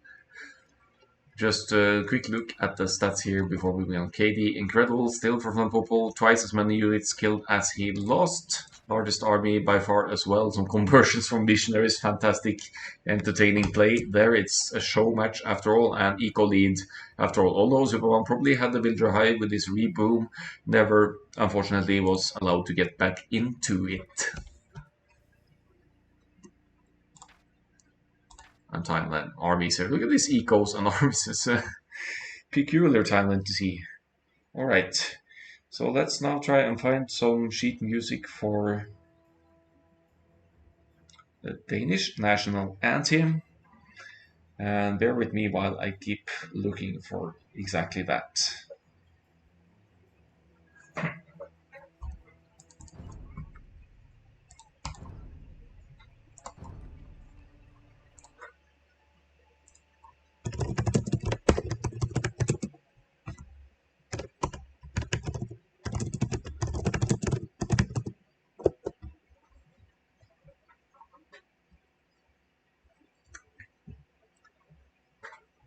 How about that prize pool?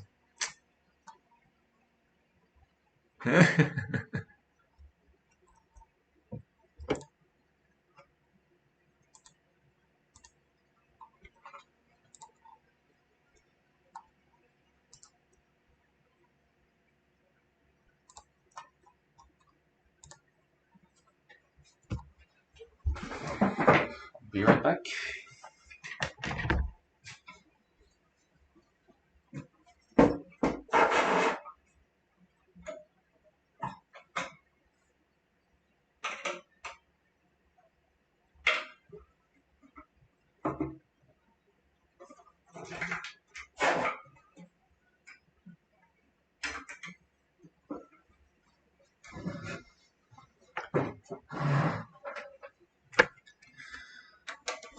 Flempopo, we never discussed any prize pool, but at the very least, you will be receiving a gifted sub from me to the channel of your choice. Let's have a chat about that on Discord. But first, in the honor of the winner,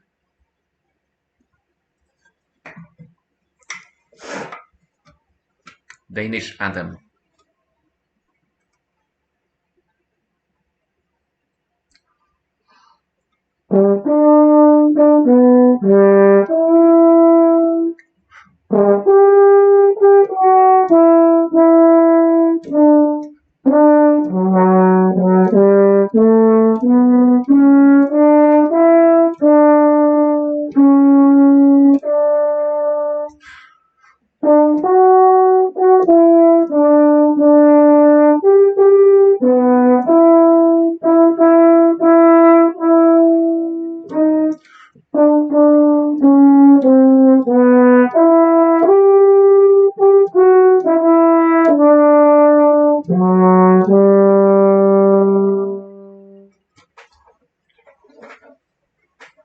So, as promised, you're so cool. Yeah, thanks, guys. Need to do some fun here. Flempopo, are you still in the chat? Should we do just a quick? We could do a post-match interview as well if you like, if you're up for it. Not everyone is comfortable with speaking English on stream, but that's up to you. Your choice.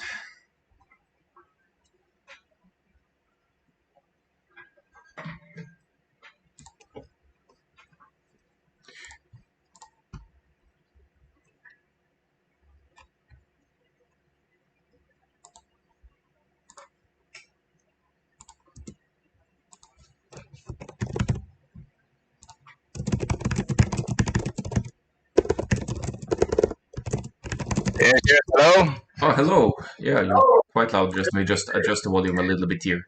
Okay. So, yeah, where do we begin? Congratulations, at the very least. That's the important one. Yes, thank you so much. So, very entertaining, fun matches. Absolutely. So, how does it feel to win the win the Halloween show match? It feels absolutely great, my friend. Glad to hear it. Yeah, I hope you enjoyed watching it as well. I heard you were cracking some beer to see, yeah, to watch the Yeah, sure, I match. had to. So, So, no prize pool then. yeah, I was too slow that we'll have to consider that for the next one, but you will be getting the gifted sub Okay, to okay. the channel as Yeah, you want, and yeah, I'm very happy for that. Thank the, you. and Thank I you so didn't much. think about that. Should have, of course, had a. No, no, no. But next time, man, just keep it in there. It was really provided the content here, so Yeah, but it was really fun to be with you guys. I hope you enjoyed the series. yes, sir. So let's quick talk about the first one. You picked Goths for graveyards. You probably had some plans for everything here, but do you play Goths No, regularly? never, never. Never. Okay. No, So I just wanted to make a show, yeah, but yeah. that's cool. Yeah. So any surprises along the way? Some of the maps, if you would say something about the maps, were there some maps you really didn't like, or really did like, or Yeah, I think it was game number 2. Can you mm? show it quick? Yeah, Arena. Yeah, yeah. Let's see. That was on Neko Was it? Arena Was it? where you were No, no. building. Was it? Okay, it's not that one. No, not arena. Not arena. No, that was fun enough. But Yeah, he was Byzantine, so I couldn't do anything there. That was my own fault. I think it was game number 3 then. yeah. That weird map. Moats. I, Yes. I, Yeah. I really misunderstood the game. I played that map one time before, Uh huh. and there was no wood line on my island, right? Yeah. That's true. So I thought I could just wall him off all the resources and then just kill him in the long term. Yeah, But that's he true. had a shitload of wood, right? Yeah, it's been it became updated Yeah. during the Necropolis Grail, so that's yeah. I could have informed you about that one actually, just to make No, sure. no. But yeah, it was still an entertaining one, that one as well. You did go for the walls, so that's kind of Yeah. you take And the I map. tried to. I couldn't build a dog either. It's deep, or deep water everywhere. Yeah. Yeah, that's true. It's too narrow to build on. But I have to ask about the last one, last match, because you actually you were allowed to pick Civ, I think, about the two, or Yeah. did you pick the two Civs? Persian, Spanish. Was that you or Zupamann picking the Civs? I don't remember. Yeah. No, he picked the map. I Yeah, picked 2 civs and he picked Persians. Yeah. Persians. Yes. So, but did you have a plan for Spanish here? I mean, were you counting on him picking Spanish because no Persians? I mean. Yeah, I had a plan for both civs. Okay. If I got the Persians, I would do shit, and the Spanish conks, right? Okay. Yeah. That conks worked out incredibly well. But none of Yeah, you went for the water, so that was yeah. I mentioned it many times. That was surprising to me. But yeah, that was good. But he went for too many skirms. I think too much pressure and tutelage, right? yeah. Yeah. he invested a little bit. He got delayed to the next Mm, stage. So yeah, yes. but that's just a quick one. I think. Thanks for joining in and talking a little bit, and Yes. see you around definitely. So You sure will. enjoy your evening. Yeah, you too, my friend. Bye bye. Goodbye.